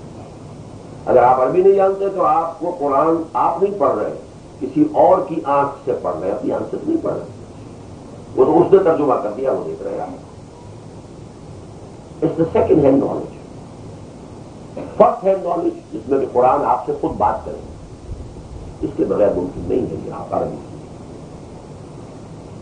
یہ نہیں کرتے تو وہ ایمان حاصل نہیں ہوگا جس میں کہ انٹلیکچوئل ایلیمنٹ موجود ہے، وہ علی وجہ البصیرت ہو۔ بہرحال میں وقت کی کمی کی وجہ سے اس سے آگے نہیں جانا چاہتا۔ ایمان پر میرے 6 گھنٹے کے ٹیپ ہیں، 6 آور تو موجود ہے یہاں پر۔ اب آگے چلیے، ایمان کے بعد اب پلرز، اب دیکھیے یہاں سے تھوڑا تھوڑا فرق شروع ہو جائے گا۔ نماز مرد کے لیے باجماعت پڑھنا لازم، عورت کے لیے گھر میں پڑھنا افضل۔ فرق ہو گیا کہ نہیں؟ وہ جو بیسس ہم نے دیکھ لیا، سیگریگیشن نہیں چاہیے، سوائے اس کے کہ حضور کے زمانے میں جمعے اور عیدین میں عورتوں کو تاکید ہوتی تھی کہ ضرور آئے۔ اس کی وجہ کیا تھی؟ ایجوکیشن کا کوئی اور میڈیم تھا ہی نہیں، نہ کوئی کتاب، نہ رسالہ، نہ ٹی وی، نہ کیسٹ، نہ ریڈیو۔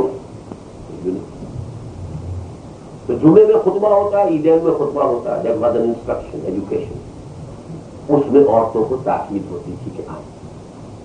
بڑا اوقات آپ عید میں تو جا کر خواتین کو پھر الگ ایڈریس کرتے تھے خطبہ دیتے، لیکن یہ کہ صحیح احادیث موجود ہے کہ عورت کی عام نماز مسجد میں نماز پڑھنی ہے، ظہر کی یا عصر کی یا مغرب کی، عشاء کی، گھر پر پڑھنا افضل ہے۔ گھر کے صحن سے بہتر ہے دالان میں ہو، دالان سے بہتر ہے کمرے میں ہو، کمرے سے بہتر ہے کوئی بغلی کمرہ ہو تو وہاں پڑھ۔ She has to remain covered and hidden۔ ہمارے یہاں مستورات کہلاتی ہے۔ مستور کسے کہتے ہیں؟ چھپی ہوئی۔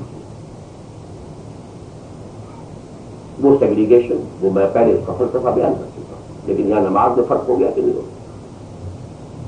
مرد کی نماز ہے ہی نہیں، اگر نماز قریب رہتا ہے وہ مسجد کے جہاں وہ جا سکتا ہے اور پھر گھر میں ادا کرنا، اس کی نماز نہیں ہے۔ لا صلاۃ لجار المسجد الا فی المسجد، الا یہ کہ وہ عذر ہے، مجبوری ہے، وہ بات اس لیے عورت کی نماز گھر میں رہتی، نماز اس پر بھی فرض، اس پر بھی فرض، لیکن اس اعتبار سے جو میں نے بیسس قائم کیا تھا فرق آ گیا ہے۔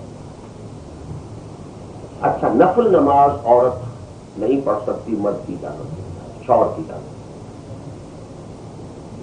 روزہ مرد پر بھی فرض، رمضان کا روزہ عورت پر بھی فرض رکھنا ہے۔ نفل روزہ عورت مرد کی اجازت کے بغیر، شوہر کی اجازت کے بغیر نہیں، یہاں فرق ہونا شروع ہو جائے گا۔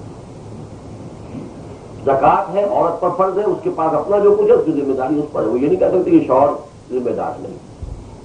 زیور اگر آپ کا ہے آپ کو اس میں سے دینا ہے، کوئی اور شے آپ کے پاس کیش ہے آپ کو دینا ہے، مردوں پہ ذمہ داری نہیں ہے، مرد اپنی چیز کی دیں گے، عورتیں اپنی چیز، کوئی فرق نہیں سکھاتی۔ حج میں حج عورت پر بھی فرض، مرد پر فرض، لیکن کوئی عورت بغیر محرم کے حج پر نہیں جاتی۔ اگر کوئی محرم نہیں ہے حج بدل کرا دے، خرچہ دے دے، اس کا حج ادا، لیکن وداؤٹ محرم کوئی عورت نہیں۔ فرق شروع ہو گیا کہ نہیں؟ بیسیکلی وہی ہے، بلو پرنٹ وہی ہے، نقشہ وہی ہے، لیکن عورت اور مرد کا جو نظام ہے دین میں اس کے اعتبار سے فرق ہے۔ اب آئیے اوپر ٹوٹل اوبیڈینس، وہ مرد پر بھی فرض ہے، عورت پر بھی فرض ہے۔ اس میں کوئی اختلاف نہیں ہوگا۔ ہاں، شوہر کی اطاعت فرض ہے مرد پر اور بیوی پر، لیکن معصیت میں نہیں۔ اگر وہ اللہ کے حکم کے خلاف حکم دے اطاعت نہیں کی۔ لا طاعت لمخلوق فی معصیت الخالق، کسی بھی مخلوق میں سے کسی کی بھی اطاعت نہیں ہو سکتی جس میں خالق کی معصیت لازم آئے۔ نو بھی، ہاں شریعت کے دائرے کے اندر حکم دے اس کا حکم ماننا ہو۔ جیسا کہ میں نے عرض کیا، فرض نماز پڑھنے سے نہیں روک سکتا، نفل سے روک سکتا، فرض روزہ رکھنے سے نہیں روک سکتا، نفل سے روک سکتا، لیکن باقی اوبیڈینس۔ اب یہ کہ خرچہ، اب شوہر جو ہے اس کی کمائی کے اندر کوئی سود کا ایلیمنٹ ہے، کوئی اور حرام کا پہلو ہے، بیوی کیا کرے؟ یہ ایک پریکٹیکل پرابلم میرے نزدیک۔ وہ اگر اپنی پوری پرسویشن جو ہے وہ اس کو بروئے کار لا رہی ہو، سمجھا رہی ہو، اور پھر کم سے کم اس آمدنی میں سے حصہ لے اور مستقل اندر پروٹیکٹ، تو وہ جو ہے بری ہو جائے گی، لیکن رسپانسبلٹی اللہ نے وقت پڑا، لیکن محسوس کرائے کہ میں یہاں جیسے کہ مچھلی جو ہے وہ پانی سے باہر ہو۔ اس کی ایک مثال آئی ہے سورہ تحریم میں، فرعون کی بیویوں میں سے ایک بیوی بنی اسرائیل میں سے تھی، وہ ڈالی ہوئی تھی جب سے گھر میں حضرت آسیہ۔ اب وہ محل میں ہے، لیکن وہ چونکہ ایک نیک خاتون تھی، انہیں وہ محل کھانے کو دوڑتا۔ اذ قالت رب ابن لي عندك بيتا في الجنة ونجني من فرعون وعمله ونجني من القوم الظالمين۔ وہ دعا کرتے تھے، پروردگار مجھے نجات دے فرعون سے بھی اور اس کے سارے مال و منال اور محل، میرے لیے تو اپنا کوئی گھر، اپنی جنت میں میرے لیے گھر بنا۔ تو اندر پروٹیسٹ ایک عورت میں پہلے لیے، اور اس کے اندر وہ سارا جذبہ موجود ہے، وہ بری ہو جائے اللہ کے حق میں۔ لیکن میں سمجھتا ہوں کہ سب سے زیادہ انفلوئنس بھی بیوی کر سکتی ہے شوہر کو۔ میں روکھا سوکھا کھانے کو تیار ہوں، میں کسی رینٹڈ اپارٹمنٹ میں رہنے کو تیار ہوں، دفع کرو اس مارگیج والے بڑے گھر کو۔ سارا تو مسئلہ عورتوں کا ہوتا ہے۔ اگر عورت اس طریقے سے آمادہ ہو جائے تو شوہر کے لیے تو بہت، میں کام کر لوں گی کچھ، میں گھر پہ بیبی سٹنگ کر لوں گی، کوئی اور کام کر لوں گی، کپڑے سی لوں گی، کچھ کر لوں گی، تم اس حرام کو چھوڑو۔ یہ اگر کرے گی اس کا بہت بڑا جہاد ہو. لیکن پھر بھی میں کہہ رہا ہوں کہ اگر وہ بالکل اس طریقے سے آ جائے، اگرچہ یہاں تو ایک ہتھیار مسلمان عورت کے پاس اور بھی ہے، اگر مسلمان عورت سیپریشن کی دھمکی دے جائے تو دن میں تارے نظر آ جائیں گے یہاں کے مردوں کو. اگر وہ ڈٹ کے کھڑی ہو جائے نتھنگ ڈوئنگ، پھر میں سیپریشن کراؤں اسی لیے. اس کے بعد آگے آئیے تبلیغ. تبلیغ میں اب عورت کا دائرہ محدود ہوگا. سب سے پہلے سب سے پرائمری امپورٹنس اپنی اولاد، اس کی تربیت. صدقہ جاریہ بناؤ اسے، اپنی ہمیشہ کے لیے نیکی کا ذریعہ بناؤ. پھر اپنے محرم مردوں کو، ابھی میں شوہروں کا ذکر تو کر ہی چکا ہوں، سب سے بڑا محرم تو وہی ہے. اپنے والد کو، بھائیوں کو، بھتیجوں کو، ایک ہے سرکل ہے مردوں میں صرف محرم مرد. پھر عورتوں کا دائرہ تعلیم ہے، تلقین ہے، نصیحت ہے، بات ہے، تبلیغ ہے، عورتوں مردوں. لیکن یہ بھی اس حد تک کہ بچوں کی اور شوہر کی ذمہ داریوں کی کاسٹ کرنا ہو. جب پرائمری امپورٹنٹ یہ نہیں کہ اب گھر جو ہے وہ چوپٹ ہو گیا ہے، بچے جو ہے بگڑ رہے ہیں اور تبلیغ کرتے پھر رہی ہے والدہ صاحبہ یا زوجہ محترمہ. یہ نہیں. پرائمری امپورٹنٹ الاول فالاول، الاہم فالاہم، سب سے پہلے جو چیز سب سے اہم ہے وہ. لیکن یہ کہ پھر پھنسی ایک عورت اس عمر کو آگے ہے، کیا اس کی ذمہ داریاں اس طرح سے نہیں رہی. شکر ڈیوٹ ووٹ کھائی اس کے عورتوں کے اندر تبلیغ کرے، دعوت دے، درس و تدریس ہے، پڑھانا ہے، سکھانا ہے. لیکن غیر محرم مردوں میں تبلیغ کی ذمہ داری عورت کی نہیں. اب آئیے ٹاپ پر اقامت دین کی جد و جہد، جو سب سے مشکل، سب سے ثقیل، سب سے بھاری. اس لیے کہ اس کو تو ایک نظام کو بدلنا ہے، اور نظام کو بدلنا کوئی آسان کام سے نہیں. یہ میرا آج شام کا موضوع ہے، اس لیے میں اس سے تفصیل میں نہیں جا رہا. جس نظام کو، جو قائم نظام ہے اسے اکھاڑیں گے تو کوئی نیا نظام لائیں گے. It needs a revolutionary struggle. Revolutionary struggle جو ہے اسے تو ظاہر بات ہے کہ جانا پڑتا ہے، ساری اسٹیجز سے گزرنا پڑے گا. پرسیکیوشنز بھی ہوں گی، مصائب بھی ہوں گے، تکالیف بھی ہوں گی. وَلَنَبْلُوَنَّكُم بِشَيْءٍ مِّنَ الْخَوْفِ وَالْجُوعِ وَنَقْصٍ مِّنَ الْأَمْوَالِ وَالْأَنفُسِ وَالثَّمَرَاتِ. یہ سارے مرحلے آئیں. اس میں عورت کا حصہ نمبر 1 انڈائریکٹ ہے. اپنے شوہر، اپنے بیٹوں کو اس کام کے لیے زیادہ سے زیادہ آمادہ کریں. نمبر 2 اپنے شوہروں کو، اگر وہ اس کام میں لگے ہوئے ہیں، گھریلو ذمہ داریوں سے زیادہ فارغ کریں.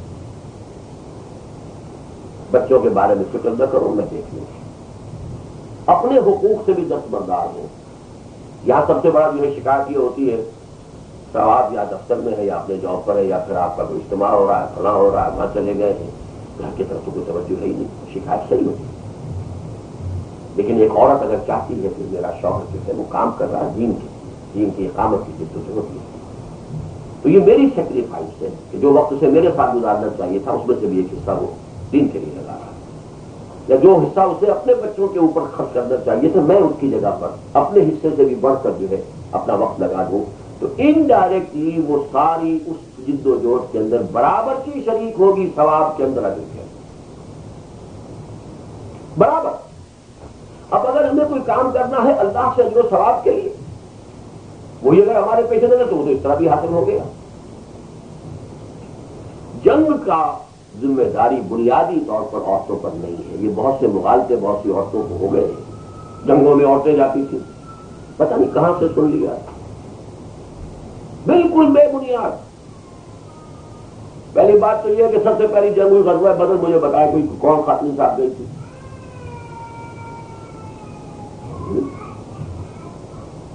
غزوہ احد میں ایک بالکل ایکسٹریم صورت پیدا ہو گئی، ایمرجنسی.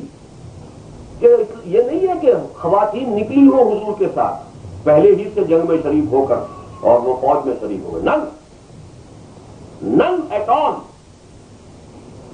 وہ تو ہوا یہ ہے کہ جب معلوم ہوا کہ شکست ہو گئی ہے اور خبر ہو گئی کہ حضور بھی شہید ہو گئے اور اتنے مسلمان شہید ہو گئے نہ بےتاب ہو کر ایمرجنسی اور ہوتی ہے. کسی گھر میں آگ لگی ہوئی ہو تو آپ باہر کھڑے رہیں گے کہ جو نامحرم ہوگی اور اندر میں کیسے جاؤں گا اندر. اس ایبسولوٹلی ڈفرنٹ کیس. آگ لگی ہوئی کوئی عورت کہیں دریا میں یا کسی پول میں ڈوب رہی ہے آپ کہیں میں تو ٹچ نہیں کر سکتا یہ نامحرم. یہ ایمرجنسی ایک نارمل حالات ہوتے ہیں اور ایک ایمرجنسی ہوتی ہے. ایمرجنسی میں آ کر تو آپ کو معلوم ہے بہت سے بنیادی حقوق جو ہے دستور جو ہوتے ہیں دنیا میں ہر مملکت کے ایمرجنسی میں بہت سے حقوق حاصل ہو جاتے ہیں. اس حوالے سے وہ غزوہ احد کا معاملہ بالکل مختلف ہے. خواتین ساتھ نہیں گئی تھی لیکن جب وہ خبر پہنچی ہے تو بےتاب ہو کر گھر سے نکلی ہے. پھر انہوں نے زخمیوں کو پانی پلایا ہے وہ مرہم پٹی کی ہے. یہ سارا ہے غزوہ احد میں ثابت ہے. لیکن غزوہ احد کے بارے میں دو باتیں جان لیجئے. Number 1 emergency. نمبر 2 اس وقت تک حجاب کا حکم ہی نہیں آیا تھا. حجاب کے احکام آئے ہیں سورہ احزاب میں جو سن 5 میں نازل ہوئی. حجاب کے احکام آئے ہیں سورہ نور میں کہ جو سن 6 میں نازل ہوئی. یہ سن 3 میں 3 سال پہلے غزوہ ہو رہا ہے. اس وقت تک تو پردہ تھا ہی نہیں. جب تک شراب حرام نہیں تھی شراب بھی پیتے تھے لوگ نماز بھی پڑھتے تھے. پہلا حکم یہی آیا ہے نا لا تقربوا الصلاۃ وانتم سکارى. جب تم نشے کی حالت میں ہو تو نماز کے قریب نہ جاؤ. کیا مطلب ہے کہ نماز وہ شراب پیتے تھے نشے میں بھی ہوتے تھے. کبھی دیکھو یہ نہیں تھی. اس کے بعد فائنل جب ایبروگیشن آئی ہے فائنل جو ہے زکات کی حرمت جب تک ختم ہوا. تو جب تک حجاب کے احکام نہیں آئے تھے اس وقت تک تو حجاب کوئی تھا ہی نہیں. وہ میں واقعی آپ کو سنا چکا ہوں کہ حضرت عائشہ نے یہ فرمایا کہ غزوہ مری المصطلق جو ہوا ہے وہ سن 6 ہجری میں ہوا ہے. سورہ احزاب نازل ہو چکی ہے. حجاب کا حکم آ چکا ہے. تو انہوں نے کہا مجھے صفوان ابن معطل نے اس لیے پہچان لیا کہ حجاب کے حکم کے نزول سے پہلے اس نے مجھے دیکھا تھا. تو آپ کو ہر چیز کو اس کے ہسٹوریکل پرسپیکٹو میں رکھنا ہوگا. لہذا عورتوں پر جنگ کی ذمہ داری نہیں ہے. البتہ اس میں ہرگز کوئی حرج نہیں ہے کہ آپ انہیں ٹرین کریں اسلحہ کا استعمال کرنا سکھائیں. مسلمان کی خلافت کے نظام میں تو اسٹینڈنگ آرمیز کم سے کم ہوگی. ہر مسلمان کو فوجی ہونا چاہیے اور عورت کو بھی ہونا چاہیے. کیا پتا کبھی ایمرجنسی کی وہ صورت آ جائے ہاؤس ٹو ہاؤس فائٹنگ کی نوبت آ جائے تو عورت اپنے آپ کو ڈیفینڈ کر سکے اپنی عصمت و عفت کی حفاظت کر سکے. مرتے ہوئے لڑتے ہوئے جان دے. بھیڑوں بکریوں کی طریقے سے جو ہے وہ دشمنوں کے ہاتھ میں چڑھ جائے. یہ اپنی جگہ پر ہے. Primarily it's not the responsibility of the women. یہ ذمہ داری جو ہے وہ مردوں کی ہے عورتوں کی نہیں. انہیں فیس کرنا. اللہ نے انہیں ٹف باڈیز دی. ان کا مزاج ایسا بنایا یہ بھاری کام ان پر ڈالا ہے. عورت کو نرم بنایا ہے نرم مزاج بنایا ہے. اس کے اندر نزاکت جو ہے یہی تو اس کے نسوانی حسن کا سب سے بڑا پہلو ہے. اسی کے اندر تو اس میں ایک اٹریکشن ہے مرد کے لیے. تو اللہ تعالیٰ نے جو بنایا ہے وہ جانتا ہے. جو اس کی نفسیات ہے وہ جانتا ہے. لہذا اس نے اسی کے اعتبار سے اسائنمنٹ جو ہے ڈیوٹیز کی وہ اسی کے اعتبار سے کی ہے اور اسی کے اعتبار سے حقوق اور اختیارات کا معاملہ رکھا ہے. البتہ اس میں جو آخری بات ہے وہ میں آپ سے کر دوں. بیعت کا ایک نظام ہے ہمارے دین میں. میں نے کہا تھا کہ اقامت دین کی جدوجہد بغیر جماعت سے نہیں ہو سکتی. جماعت کیسے بنے گی تفصیل سے تو میں آج شام کو بیان کروں گا. حضور کی جماعت کے 2 حصے تھے. 2 پہلو کہہ لیجیے. ایک تو یہ جو ایمان لے آیا اب اس کا ایک ریلیشن شپ قائم ہو گیا. محمد رسول اللہ ہے اور یہ امتی ہے تو اسے تو ماننا ہی ماننا ہے. یہ ہو گئے کوئی ڈسکشن اس کا باقی آئی نہیں. No option. اس سے زیادہ مضبوط جماعت تو کوئی ہو ہی نہیں سکتی. آپ ہر ایک سے اختلاف کر سکتے ہیں نبی سے تو نہیں کر سکتے. لیکن حضور نے اس کے بعد بیعتیں لی اور یہ کس لیے لی تاکہ بعد کے لیے ایک اسوہ اور ایک مثال قائم ہو جائے. حضور کے بعد تو کوئی نبی نہیں آنا تھا نا تو جماعت کیسے بنے گی. یا تو غلام احمد قادیانی نبوت کا دعویٰ کرے اور اس کے ساتھ جو لوگ آ جائے جماعت بن جائے گی. اس کو خسرت دنیا والآخرہ. دنیا بھی برباد آخرت بھی برباد. اس اسلام کے دائرے سے باہر، تو جماعت کیسے بنے گی؟ You have to borrow it from the west. اس کا مطلب ہے کہ نظام پہ مکمل تو نہ ہوا آپ کا. پھر وہ نظام بیعت ہے جو حضور صلی اللہ علیہ وسلم. کوئی شخص کھڑا ہوتا ہے کہتا ہے بھائی مجھے یہ کام اب کرنا ہے، میں اپنے آپ کو ڈیوٹ کر رہا ہوں اقامت دین کی جدوجہد کی، یہ میرے سامنے راستہ ہے، یہ میتھڈالوجی ہے، یہ میرا ہدف ہے. whosoever agrees with me and whosoever has confidence in me come and join hands with me. جس کو مجھ پر اعتماد ہے، جس کو مجھ سے اتفاق ہے، جو مجھ پر اعتماد کرتا ہے کہ میں سنسیئر آدمی ہوں، مخلص آدمی ہوں، جو مجھ سے اتفاق کرتا ہے کہ یہ طریقہ صحیح ہے جو تم پیش کر رہے ہیں، وہ آتا ہے. جوائننگ ہینڈ یہی بیعت ہے. بیعت میں ہاتھ سے ہاتھ ملتا ہے، مصافحہ ہوتا ہے، شیک ہینڈ ہوتا ہے، یہ بیعت ہے. اسی لیے اب میں آپ کو حدیث سنا رہا ہوں حضرت عبادہ بن صامت سے رضی اللہ تعالی عنہ، اور متفق علیہ روایت ہے، بخاری میں بھی اور مسلم میں. بایعنا رسول اللہ صلی اللہ علیہ وسلم علی السمع والطاعۃ فی العسر والیسر والمنشط والمکرہ وعلی صرف علینا وعلی ان لا نراد الامر اهله وعلی ان نقول بالحق انما كنا لا نخاف في الله لومۃ لائم. یہ کسی بھی اسلامی انقلابی جماعت، اقامت دین کے لیے قائم ہونے والی جماعت کے لیے مکمل دستور اس ایک حدیث میں موجود ہے. ہم نے بیعت کی تھی اللہ کے رسول سے کہ آپ کا ہر حکم سنیں گے اور مانیں گے، خواہ مشکل ہو خواہ آسان، خواہ ہماری طبیعت میں آمادہ ہو خواہ ہمیں اپنی طبیعتوں پر جبر کرنا پڑے، خواہ آپ دوسروں کو ہم پر ترجیح دیں. ہم یہ نہیں کہیں گے کہ میں پرانا خادم ہوں آپ کا، یہ تو کل کا آنے والا نیا چھوکرا، آپ نے اس کو امیر بنا دیا. اور جنہیں آپ امیر بنائیں گے ان سے ہم جھگڑیں گے نہیں، ان کا بھی کہنا مانیں گے، اطاعت کریں گے، محبت کریں گے. ہاں جو صحیح بات ہوگی، صحیح رائے ہوگی وہ ضرور پیش کریں گے جہاں صحیح. اے کمپلیٹ کانسٹیٹیوشن آف حزب اللہ، یہ قرآن کا لفظ ہے. الا ان حزب اللہ هم المفلحون فان حزب اللہ هم الغالبون. پارٹی، اس پارٹی کے لیے کمپلیٹ کانسٹیٹیوشن جو ہے وہ اسے کریں. تو آپ نوٹ کیجئے، اگرچہ عورتوں پر جہاد اور قتال فرض نہیں ہے، قتال فرض نہیں ہے، جہاد تو ہے، دعوت دین کی کوشش کر رہی ہیں وہ بھی جہاد ہے، اپنے نفس کے خلاف محنت کر رہی ہیں وہ بھی جہاد ہے، سب جہاد تو ہے.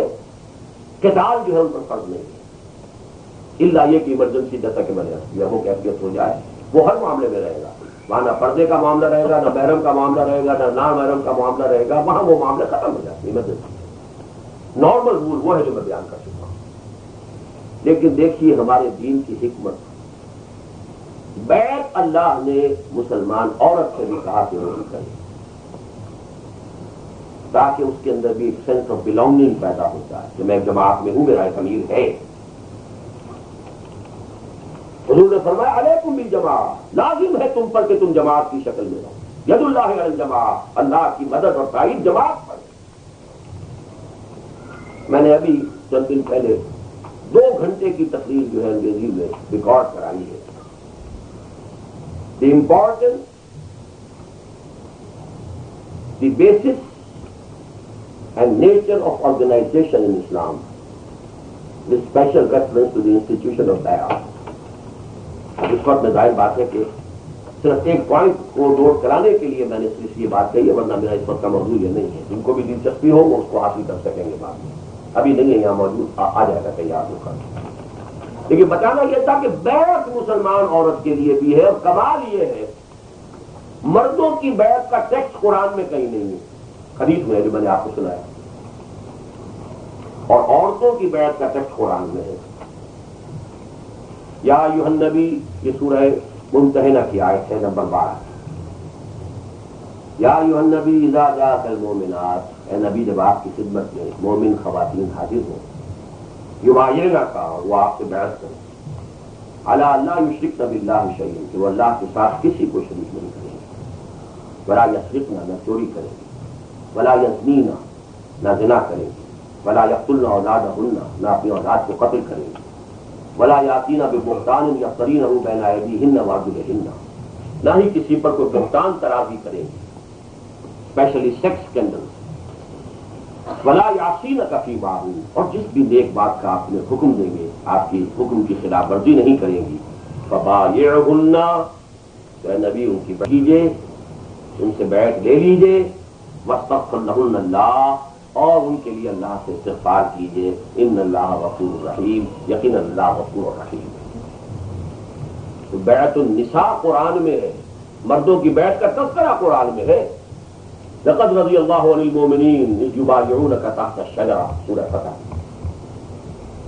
ان الذین یبایعونک انما یبایعون اللہ، اے نبی جو آپ سے بیعت کر رہے ہیں وہ اصل میں اللہ سے بیعت کر رہے ہیں۔ وہ ذکر ہے لیکن ٹیکسٹ جو ہے وہ حدیث سے میں نے آپ کو دیا، اور عورتوں کی بیعت کا ٹیکسٹ قرآن میں ہے۔ اور یہ ہے وہ ٹیکسٹ جس کو کہ در حقیقت اس کو دلیل بنایا ہے ہمارے ہاں جو صوفیاء کی بیعت ہے۔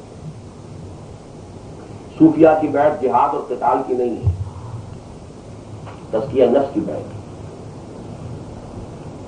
ہمارے ہاں دو مختلف انتہائیں ہیں اس بیعت ارشاد یا صوفیاء کی بیعت، پیری مریدی کی بیعت جو ہے اس کے بارے میں۔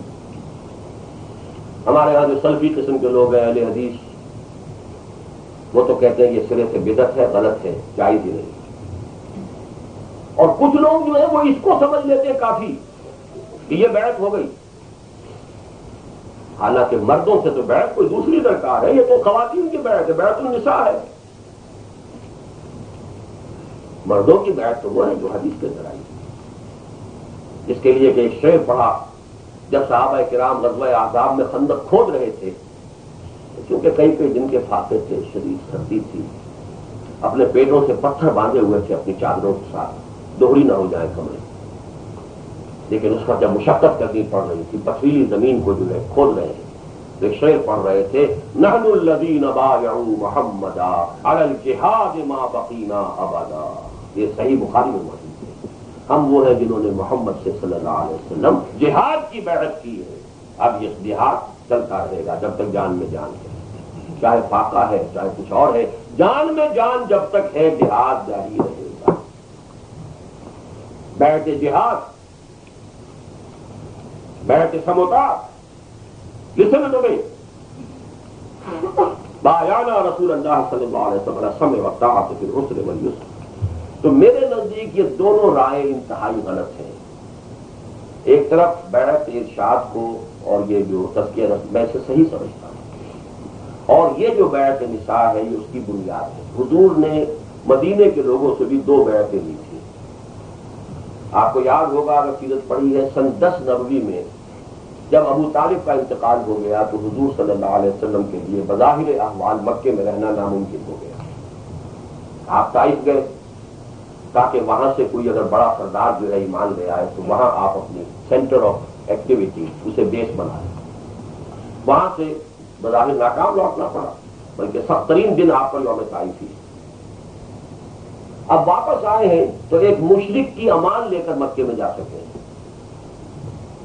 مطعم بن عدی، کافر مشرک اور شرک اور کفری میں مرا ہے، اس نے امان دی حضور کو کہ ہاں میری امان میں آباد ہے۔ اسی سال 6 اشخاص مدینے کے ایمان لے آئے۔ نیکسٹ ایئر دے ور 12۔ ان 12 سے آپ نے جو بیعت لی ہے وہ بیعت عقبہ اولیٰ کہلاتی ہے، وہ یہی ہے جو بیعت نساء ہے۔ اس کے حدیث میں الفاظ موجود ہے، بالکل یہی۔ ان 12 افراد نے بیعت کی تھی، ہم کسی شے کو اللہ کے ساتھ شریک نہیں کریں گے، چوری نہیں کریں گے، زنا نہیں کریں گے، اور جو بھی جس بات کا بھی آپ نیک کام کا آپ ہمیں حکم دیں گے ہم آپ کا حکم مانیں گے۔ یہ بیعت ہے 12 افراد۔ پھر ان کے ساتھ بھیج دیا مصعب بن عمیر رضی اللہ تعالیٰ عنہ کہ تم جاؤ ان کے ساتھ جا کر وہاں قرآن پڑھاؤ۔ اگلے سال آئے تو 72 مرد اور 3 عورتیں۔ ان 72 مردوں سے جو بیعت لی ہے وہ میں نے آپ کو سنا دی، بیعت عقبہ ثانیہ کہلاتی ہے۔ وہ ہے وہ مردوں والی بیعت، بایعنا رسول اللہ صلی اللہ علیہ وسلم سمع والطاعۃ فی العسر والیسر والمنشط والمکرہ۔ تو اب یہ دونوں بیعتیں حضور سے ثابت ہو گئی۔ تو یہ جو تزکیہ نفس والی بیعت ہے یا صوفیاء کرام کی بیعت ہے، اس کو آپ پہلی پر قیاس کریں گے، اس لیے یہ نہیں ہے، میرے نزدیک بدعت نہیں ہے، میرے نزدیک صحیح ہے، جائز ہے، لیکن یہ ہونی چاہیے اسی لیے کہ آپ کو کسی شخص پر اس کی روحانیت پر اعتماد ہے اور آپ اس سے فائدہ حاصل کرنا چاہتے ہیں، اس سے تربیت حاصل کیجیے، اس کے پاس جا کر رہیے، اس کے سامنے اپنے مسائل پیش کیجیے، اس کا حل مانگیے۔ صرف نامینلی کسی سے بیعت کر لینا۔ اب مجھے یاد ہے جب پہلی مرتبہ 1979 میں آیا تھا ٹورنٹو، تو جب یہ گفتگو ہو رہی تھی ایک صاحب نے کہا میں نے تو بیعت کی ہوئی ہے، 16 سال سے میری بیعت ہے قاری محمد طیب صاحب کے ساتھ۔ میں نے کہا بہت اچھا ہے، لیکن مجھے بتائیے آپ کبھی جا کے قاری صاحب کے پاس رہے ہیں تربیت کے لیے؟ میں نے کہا وقتاً فوقتاً آپ خطوط تو لکھتے رہتے ہیں، وہ میرے رہنمائیاتی کھول نہیں۔ میں نے کہا یہ کیا تم بیعت کا تماشا بنا رکھا ہے؟ یہ کیا بیعت؟ یہ تو کوئی بیعت نہیں، تو خام آپ نے آپ کو دھوکہ دینا ہے کہ آپ نے بیعت کیوں؟ آپ بیعت کرتے ہیں تو پاس خانقاہیں ہیں نا، کس لیے بنے آئے یہاں پر رہیں، کچھ عرصے ٹھہریں یہاں پر، پیوریفیکیشن آف سول ہو آپ کی، یا یہ کہ وقتاً فوقتاً جیسے مولانا اشرف علی تھانوی رحمۃ اللہ علیہ کو بے تحاشا لوگوں کے خطوط آتے تھے اور آپ ان کو بتاتے تھے، اس دنوں کے جواب دیتے تھے، کس لیول پر ہے اس وقت وہ اپنی سیلف پیوریفیکیشن کا وہ پیش کرتے تھے، پھر آپ مزید ہدایات دیتے تھے۔ خانقاہ بھی تھی، خانہ بھون کے اندر خانقاہ ہے اور لوگ چلے آ رہے ہیں ہمارے تھے، تو وہ بھی میرے نزدیک میں اہل حدیث حضرات کی طرح اسے بدعت نہیں سمجھتا، صحیح سمجھتا ہوں، لیکن آپ اس کو سمجھ لیں کہ وہ اس بیعت کے قائم مقام ہے تو یہ بہت بڑی غلطی ہے۔ اقامت دین کی جد و جہد کے لیے، جہاد کے لیے بیعت یہ بالکل ڈفرنٹ ہے، یہ جب تک نہیں ہے میرے نزدیک یہ وہ بیعت ہے جس کے لیے حدیث آئی ہے، اور یہ مسلم شریف کی روایت حضرت عبداللہ ابن عمر رضی اللہ تعالی عنہما سے، من مات ولیس فی عنقہ بیعۃ مات میتۃ جاہلیۃ، جو مسلمان مرا اس حال میں کہ اس کی گردن میں بیعت کا قلادہ نہیں ہے وہ جاہلیت کی موت مرا۔ اس لیے کہ دو ہی شکلیں ہیں، یا نظام خلافت قائم ہے یا شام کو میں ڈسکس کروں گا، خلیفہ ہے تو اس سے بیعت ہوگی، ابو بکر سے بیعت ہوئی تھی کہ نہیں، عمر سے، عثمان سے، علی سے رضی اللہ تعالیٰ عنہ اجمعین۔ نظام خلافت نہیں ہے تو خود بخود تو آسمان سے نہیں ٹپک پڑے گا، اس کے لیے جد و جہد کرنی پڑے گی، محنت کرنی پڑے گی، کوشش کرنی پڑے گی، اس کے لیے جماعت لازم ہے، اس کی امیر سے بیعت ہوگی، تیسری کوئی شکل ہے نہیں۔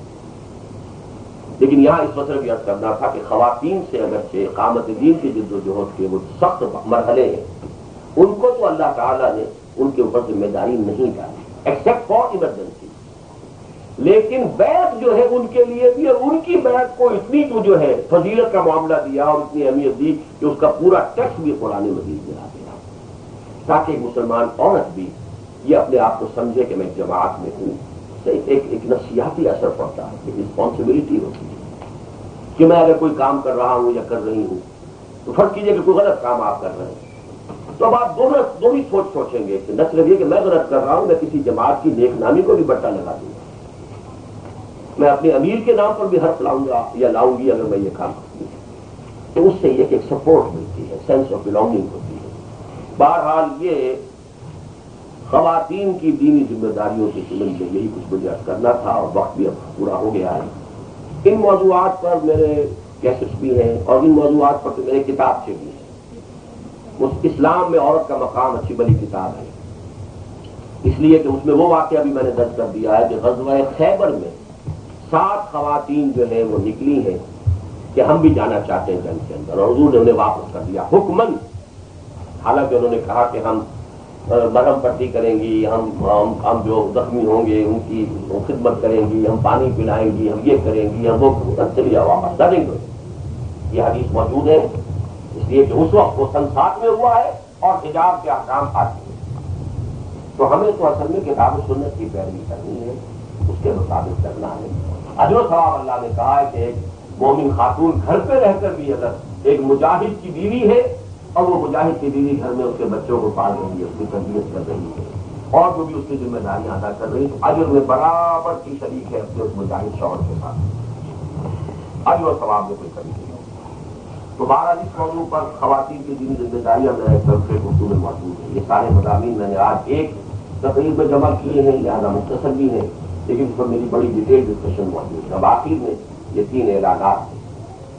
ایک تو یہ کہ میری اہلیہ بھی اب کچھ سالوں سے میرے ساتھ ہی سفر کرتی ہیں، ہمارا جو حلقہ خواتین ہے تنظیم اسلامی کا، اس کی وہ ناظمہ بھی ہے، وہ بھی آئی ہوئی ہیں، یہاں موجود ہیں۔ ظہر کی نماز کے بعد وہ یہی رہیں گی، تو خواتین جو بھی ان سے مزید کچھ معلومات حاصل کرنا چاہیں تو ان کے ساتھ گفتگو کر کے وہ معلومات حاصل کر سکیں گے۔ دوسرے یہ کہ ہمارے جو یہاں کے ساتھی ہیں انہوں نے کچھ آپ کے لیے ہدیہ تیار کیا ہوا ہے، 2 کیسٹ کا، جو آپ کو مفت ہدیتاً پیش کیا جائے گا، لیکن وہ 60 کی تعداد میں تیار ہیں، 2 کیسٹ سے ان میں یہ مضامین کچھ اختصار کے ساتھ یہ آئے ہوئے ہیں، تو وہ 12 پر فیملی ایک مل سکے گا، اور یہ کہ جن کو نہ مل سکے پھر وہ اگر اپنے نام لکھوا دیں گے بھائی شفیق صاحب کو تو یہ بعد میں بھی کہتے ہیں تیار کر کے ہم انہیں پہنچا دیں گے، لیکن یہ کہ جتنے وہ لائے ہیں وہ تو یہاں پر فیملی ایک لے، یہ نہ ہو کہ ایک فیملی میں 2 شخص 3 شخص کے لیے۔ تیسری بات یہ ہے کہ آج رات انشاءاللہ میری جو گفتگو ہے اگرچہ وہ انگریزی میں ہے، لیکن یہ کہ وہ عملی اعتبار سے اہم ترین موضوع ہے اس وقت۔ میں نے اسی مسجد میں جمعے کا جو خطبہ دیا تھا وہ بیان کیا تھا کہ اس وقت ہم اللہ کے عذاب میں مبتلا ہیں، اور یہ عذاب جاری رہے گا بلکہ بڑھے گا جب تک کہ ہم کم سے کم کسی ایک ملک میں نظام خلافت قائم کر کے حجت قائم نہ کر دیں نوع انسانی پر کہ یہ ہے اللہ کا دین، come and see for yourself your own eyes, ایک ماڈل، ایک مثال۔ خاص طور پہ یاد دلانا چاہتا ہوں پاکستان کو بنایا ہی اس لیے، جو حشر اس کا ہم نے کیا ہے اس کی سزا ہم نے بھگتی ہے۔ ایک کوڑا ہم پر سن 71 میں پڑا تھا اور نہ معلوم کون سا دوسرا کوڑا جو ہے وہ تیار ہو، اللہ عالم، لیکن یہ سب کچھ ہو رہا ہے۔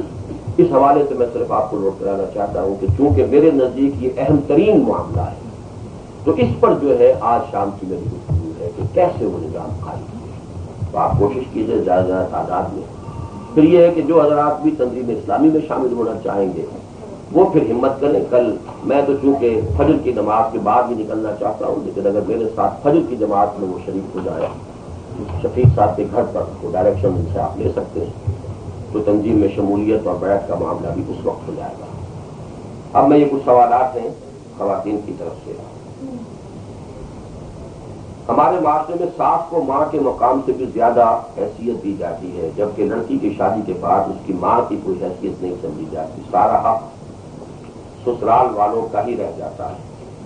دیکھیے ہمارے معاشرے میں جو کچھ ہو رہا ہے وہ سارا کا سارا اسلام کے مطابق نہیں ہے۔ ہمارے ہاں کون ہے، کتنے لوگ ہیں کہ جو بیٹیوں کو بھی وراثت میں حصہ دیتے ہیں؟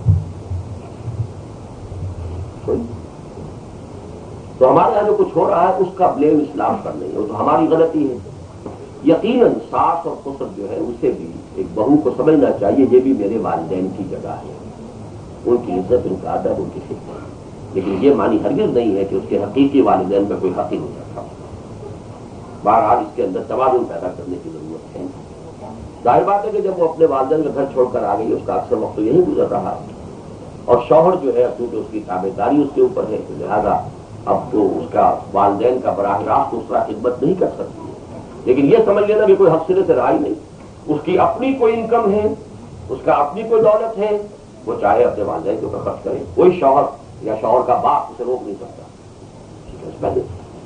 اگر اس کے والدین، اس کے بھائی بند، اس کے اعزاء اقربا اگر وہ حاجت مند ہے، اپنی دولت اپنا مال جہاں چاہے، شوہر کو چاہے تو زکات دے چاہے نہ دے، یہ سارا بیلنس تو آپ کے سامنے بیان کر دیا۔ حجاب والی لڑکیوں اور عورتوں کی شادیاں کس طرح ممکن ہے جبکہ ہر لڑکے یا مرد کو حسین یا خوبصورت لڑکیاں چاہیے؟ تو وہ تو اگر بیچاری بدصورت ہے اس کو دیکھ کر تو کوئی بھی شادی نہیں کرے گا، تو اچھا ہے چھپا کر رکھو،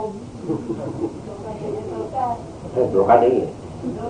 ہمارے ہاں شادیاں ارینج کی جاتی ہیں والدین، میں نے اپنی بیوی کو شادی سے پہلے نہیں دیکھا تھا، میں نہیں جانتا تھا، مائی مدر شاید نے دیکھا بھی، اور آج ہمیں 40 برس ہو چکے ہیں وی آر لیونگ ٹوگیدر۔ بہرحال یہاں گفتگو کا موقع نہیں ہے، یا تو آپ آج کی جنریشن کے ساتھ جائیے تو پھر بھگتیے جو کچھ ہو رہا ہے یہاں پر، اگر آپ کو اسلام کی بات سمجھنی ہے تو وہ میں سمجھانے آیا ہوں آپ کو، وہ طریقہ یہی ہے۔ آپ جو کچھ کر رہے ہیں وہ یہ ہے کہ بیٹا جو ہے جب خود شادی کرتا ہے تو وہ کیسے سمجھے گا کہ وہ اپنے آپ کے ماں باپ جو ہے بیٹے کے ماں باپ، وہ بیوی آئے گی تو وہ کہے گی میں صرف اس شوہر کے ساتھ شادی کر کے آئی ہوں، how are you? I married this young man. I don't know who you are. And she will be absolutely correct. یا تو آپ take it or leave it. آپ کو اسلام لینا ہے تو پورا لیجیے، ورنہ اسلام کو آپ کی حاجت نہیں ہے، آپ کو ضرورت ہے اسلام کی تو آپ اسلام حاصل کیجیے، ورنہ پھر جو بھی اس کی گندگی ہے وہ برداشت کیجیے۔ کیا مسلمان مردوں کو اہل کتاب عورتوں کے علاوہ کسی سے شادی جائز ہے؟ یہ آج کل عام ہو رہا ہے کہ سکھ یا ہندو سے شادی کر رہے ہیں۔ میرے نزدیک اہل کتاب یعنی عیسائی یا یہودی لڑکی سے شادی جائز ہے، اگرچہ مناسب نہیں ہے آج کے ماحول میں، میرے نزدیک مناسب بالکل نہیں، لیکن میں حرام اسے نہیں کہہ سکتا، شریعت میں وہ جائز ہے۔ حالات ایسے ہوتے ہیں. مثلا حضرت عمر رضی اللہ تعالیٰ عنہ نے اپنے دور خلافت میں جب قحط پڑا تو ہاتھ کاٹنے کی سزا چوری پر ثابت کر دی. یہ نہیں تھا کہ قرآن کا حکم بدل دیا، حالات ایسے ہو گئے، قحط پڑا ہوا ہے، کوئی شخص بالکل مجبور ہو کر پوچھ سکتا ہے کہ کہیں کوئی چوری کر رہا. تو اس حوالے سے میں کر رہا ہوں کہ آج کل کے حالات میں اس کی وجہ کیا ہے. وہ جو دور ہمارا تھا اس میں مسلم سویلائزیشن واز ڈومیننٹ، یہ تابع تھے عیسائی اور یہودی. آج یہ ڈومیننٹ ہے، ہم ان کے تابع ہیں. We have come here as beggars and parasites. یہاں کی عورت جو ہے وہ سمجھتی ہے کہ یہ مجھ سے شادی اس لیے کر رہا ہے کہ یہاں بھیک منگا تھا اپنے ملک کے اندر، یہاں آ کر مجھ سے وہ جو ہے شادی کر رہا ہے تاکہ یہاں کی ڈیکچریٹ مل جائے. وہ بیوی بنے گی یا کچھ اور بنے گی. لہذا آج کے حالات میں اسی وجہ سے مردوں کو اجازت تھی مسلمان اور مرد کو کہ وہ یہودی یا عیسائی لڑکی سے شادی کر لے. کسی مسلمان عورت کی شادی کسی یہودی یا عیسائی مرد سے نہیں تھی، اس لیے کہ وہاں شوہر ڈومیننٹ ہوتا ہے. اسی کو قیاس کیجئے تو آج کل کے حالات میں یہ مناسب نہیں ہے.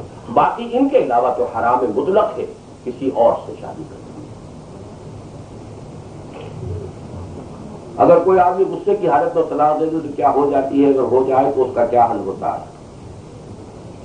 ظاہر بات ہے کہ طلاق تو غصے ہی میں دی جاتی ہے، خوشی میں کون دیتا ہے. البتہ یہ ہے کہ 3 طلاق ایک دم دینا بہت بڑا گناہ ہے، بہت بڑا گناہ ہے. اللہ کے ہاں بڑی سخت سزا ہوگی. اس کے لیے یہی کہا گیا ہے کہ 1 طلاق آدمی دے اور عدت اگر پوری ہو گئی، اب سیپریشن ہو گئی، اب وہ لڑکی بھی یا عورت بھی دوسری شادی کر سکتی ہے، مرد بھی آزاد ہو گیا. لیکن یہ کہ اس کے بعد اگر دونوں شادی کرنا چاہیں تو دوبارہ نکاح ہو سکتا ہے، اور عدت کے عرصے کے اندر بغیر نکاح کے رجوع بھی ہو سکتا ہے. یہ 1 مرتبہ ہو سکتا ہے، 2 مرتبہ ہو سکتا ہے، 3 مرتبہ ہو جائے گا، پھر دوبارہ نکاح نہیں ہو سکتا جب تک کہ اس عورت کی شادی کہیں اور نہ ہو، اور پھر کہیں اگر وہاں بھی نہ بنے اور طلاق ہو جائے تو پھر سے کہیں جوائن. یہ ہے جو شریعت کا حکم ہے. باقی اس میں کچھ اختلافات ہیں. اہل حدیث حضرات کے نزدیک 3 طلاقیں بیک وقت دی جائیں تو وہ 3 طلاقیں نہیں ہوتی، 1 ہی. یہ امام ابن تیمیہ کا فتویٰ ہے. اہل تشیع کے ہاں بھی بیک وقت دی جانے والی 3 طلاقیں جو ہیں وہ 1 ہی شمار ہوگی، وہ 3 نہیں. لیکن سنت کے چاروں مطلب جو ہیں حنفی، شافعی، مالکی، حنبلی، چاروں کے نزدیک 3 طلاقیں بیک وقت 3 ہی ہو جائیں گی. گناہگار ہوگا شوہر. کیا حدیثوں کی ثابت ہوا ہے کہ لڑکا اور لڑکی ایک دوسرے کو دیکھ سکتے ہیں، شادی کرا سکتے ہیں؟ جی ہاں، یہ ثابت ہے. شادی سے قبل تھوڑی مرتبہ دیکھ سکتے ہیں. میری ایک بہن اپنے خاوند کو پسند نہیں کرتی تھی، اس نے یہاں قانون کا سہارا لیا، لیکن وہ شخص کو ایسا چکر چلتا ہے طلاق نہ دینا پڑے. 6 سال کے بعد وہ بہن برے راستے پر چل پڑی. اس کا ذمہ دار کون ہوگا؟ اللہ بہتر جانتا ہے کہ جو کچھ آپ کہہ رہی ہیں وہ صحیح ہے. وہ تو وہ اگر شخص ہوگا جو چکر چلاتا ہے آپ کے قول کے مطابق، اس کا اسٹیٹمنٹ ہو تو شاید بات مختلف ہو. یہ اللہ جانتا ہے، جس کی ذمہ داری ہے وہ اللہ کے یہاں مقتضا.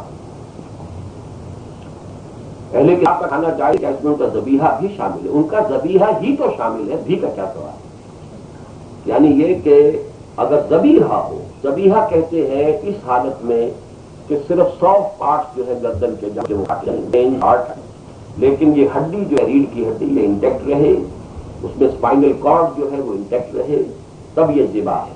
اور اگر پوری گردن کاٹ دی ہے تو یہ پھر مردار ہو گیا. وہ مردار تو مسلمان کرے گا تب بھی حرام ہے. عیسائی اور ہو جائے پھر وہی بات آپ کرنی وہ کرتے ہیں. آپ مجھ سے میری رائے لے لیجیے نا، اس کے بعد وہ کیا کرتے ہیں کیا نہیں کرتے ہیں وہ جانے. میں نے آپ کو رائے دے دی ہے ذبیحہ ہونا شرط ہے. اگر نکلے کوئی ایسا سلوٹر ہاؤس ہے یہاں پر کہ جہاں ذبح کیا جائے، اب ہے سنا ہے میں نے کہ یہاں ایسے ہے، کیونکہ یہ اب اصل میں میڈیکل بنیادوں پر بھی ثابت ہو چکا ہے کہ میکسیمم بلیڈنگ ہو جانا بہتر ہے گوشت کے لیے. یہ کہ بلڈ اگر اندر ہی جسم کے رہتا تو انجوریس ہے فار ہیلتھ. تو میکسیمم بلیڈنگ ہوتی اسی شکل میں جب ذبح کیا جائے، اور خون جو ہے وہ ناپاک ہے تو اس سے جسم میں سے جتنا نکل جائے تو پھر وہ اگر ذبیحہ ہے تو جائز. ذبیحہ نہیں ہے تو چاہے مسلمان کا کیا ہوا وہ بھی حرام ہے، کو چاہیے کہ عیسائی اور یہودی. آپ نے ابھی فرمایا عورت اور زیور کی زکات کو 5 روپیہ نہیں ہے تو وہ خاوند کیوں نہیں زیور کی زکات دینی چاہیے؟ خاوند سے مانگ لے، خوش کرے خاوند کو، اور خاوند اگر دے دے تو ٹھیک ہے، نہیں تو اپنا ایک زیور توڑے اور اس میں سے زکات دے، ورنہ یہی زیور جو ہے جہنم کے اندر جا کر جو ہے وہ آپ کے لیے شوق بنے گا. یہ آپشن از یورس. والدین خود نماز روزے کے پابند ہیں لیکن اپنے بچوں کی اس کی تاکید نہیں کرتے. یہاں کی تہذیب کے طریقوں پر بچوں کو چلنے دیتے ہیں. ان سے والدین کا اسلام میں کیا مقام ہے؟ وہ بہت معیار دیا بچوں کے بارے میں اللہ کے. زکات کے بارے میں سوال عورت کے شوہر نے دیے ہیں، زکات کی ذمہ داری کیا شوہر پر ہے یا عورت پر؟ عورت کے پاس زکات ادا کرنے کی کوئی رقم نہیں ہے. میں بیان کر چکا ہوں، اگر تو وہ شوہر نے دے دیے، ملکیت ہے بیوی کی، تو اب زکات اسی کے ذمہ ہے. شوہر دے دے تو ٹھیک ہے، نہیں اس کی زکات اس بیوی کے ذمہ ہے. اگر وہ دے چکا، جیسے ہمارے یہاں آج کل مہر میں دیا جاتا ہے زیور، تو وہ پھر اس کی ذمہ داری اس پر ہے. اگر شوہر دے دے گا گناہگار بیوی ہوگی، شوہر نہیں. جوائنٹ فیملی سسٹم کس حد تک اسلام میں جائز ہے؟ حرام ہونے کا تو میرے پاس اس کے لیے کوئی دلیل نہیں ہے، لیکن اس میں بھی میں یہی کہوں گا مناسب نہیں ہے. اس لیے کہ جوائنٹ فیملی سسٹم میں پردہ محرم معاملہ ہے وہ صحیح طور پر نہیں ہو سکتا. اسی میں صاحب بہو کے چکر بھی زیادہ چلتے ہیں، نند مانگے دیتے ہیں. It's always better to have a separate living. It's more calm peaceful. اور میں نے سنا تھا اور بہت ایڈمائر کرتا ہوں میں کہ ہماری ان کے ہاں ایک زمانے میں رواج رہا ہے کہ شادی جب لڑکے کی ہوتی تھی تو جو بیوی آتی تھی وہ اپنے سسرال میں نہیں آتی تھی. پہلے گھر لڑکے کا علیحدہ بن گیا اور بیوی اس میں آئی ہے، اور first guest that she would receive in laws. اب جو خسر اور ساس ہیں وہ پہلے مہمان ہوں گے اس کے ہاں، وہ آئیں گے ریسیو کریں گے، لیکن اسے یہ اطمینان ہوگا کہ یہ گھر میرا ہے. اس میں بڑی عافیت ہے، بہت عمدہ ہے یہ معاملہ. یہ ہونا چاہیے. جوائنٹ فیملی سسٹم میں سب سے بڑی خرابی یہ ہے کہ اس میں بڑے سارے احکام پر عمل نہیں ہے.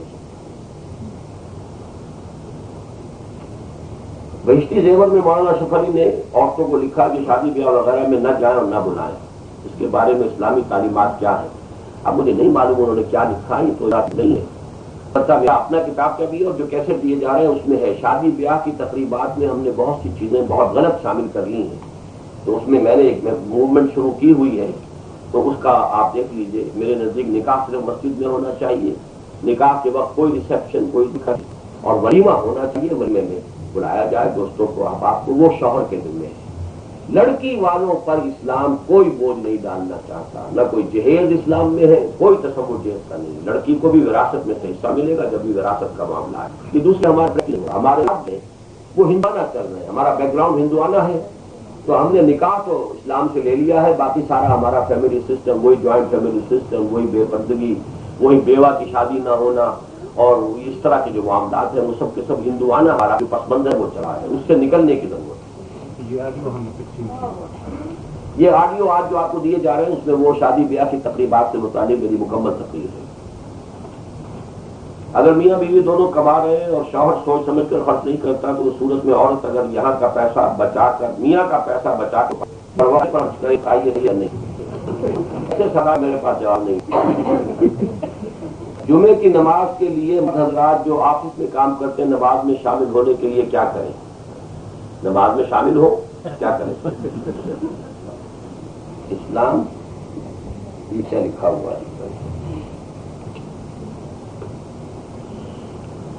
ضروریات زندگی مہیا کرنے کے علاوہ کیا شوہر رہنا ضروری ہے؟ منگنی جو ہے رشتہ ہونا وہ تو یقیناً ایک چیز ہوتی ہے، لیکن اس کے لیے کوئی رسم نہیں ہے اسلام. ایک معاہدہ ہے، ہو گیا بس. یہ ختم کریں، ایک بچ چکا ہے. یہ کس کی طرف سے؟ مردوں کی طرف.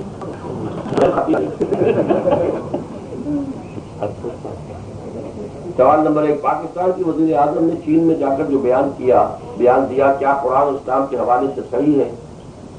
وہ کیا بیان دیا مجھے تو پتہ نہیں.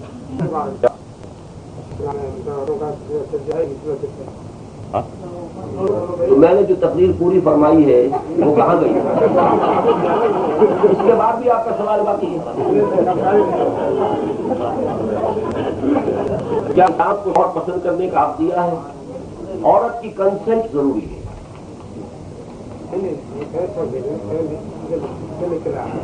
جی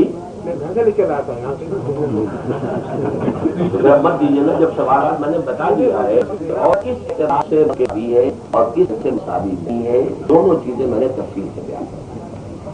کیا بیوی شوہر کو طلاق دے سکتی ہے؟ طلاق نہیں دے سکتی، خلا حاصل کر سکتی ہے، وہ میں بیان کروں گا۔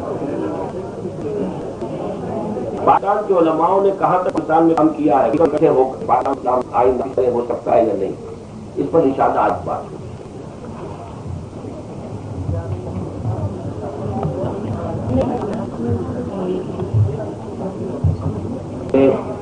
اور اس سے یہی ہے اللہ تعالیٰ ہمیں سب کو، مردوں کو بھی عورتوں کو بھی، اس پر عمل کرنے کی توفیق عطا فرمائے۔ الحمدللہ الذی ہدانا لہذا وما كنا لنهتدی لولا ان هدانا الله، ربنا لا تزغ قلوبنا بعد إذ هديتنا وهب لنا من لدنك رحمة أنت الوهاب، اللهم اغفر لنا ذنوبنا وكفر عنا سيئاتنا وتوفنا مع الأبرار، اللهم اغفر لنا ولآبائنا ولأمهاتنا ولجميع المؤمنين والمؤمنات والمسلمين والمسلمات الأحياء منهم والأموات إنك سميع مجيب الدعوات، اللهم اشف مرضانا ومرضى المؤمنين والمسلمين والمسلمات، وصلى الله تعالى على خير خلقه محمد وآله وأصحابه أجمعين.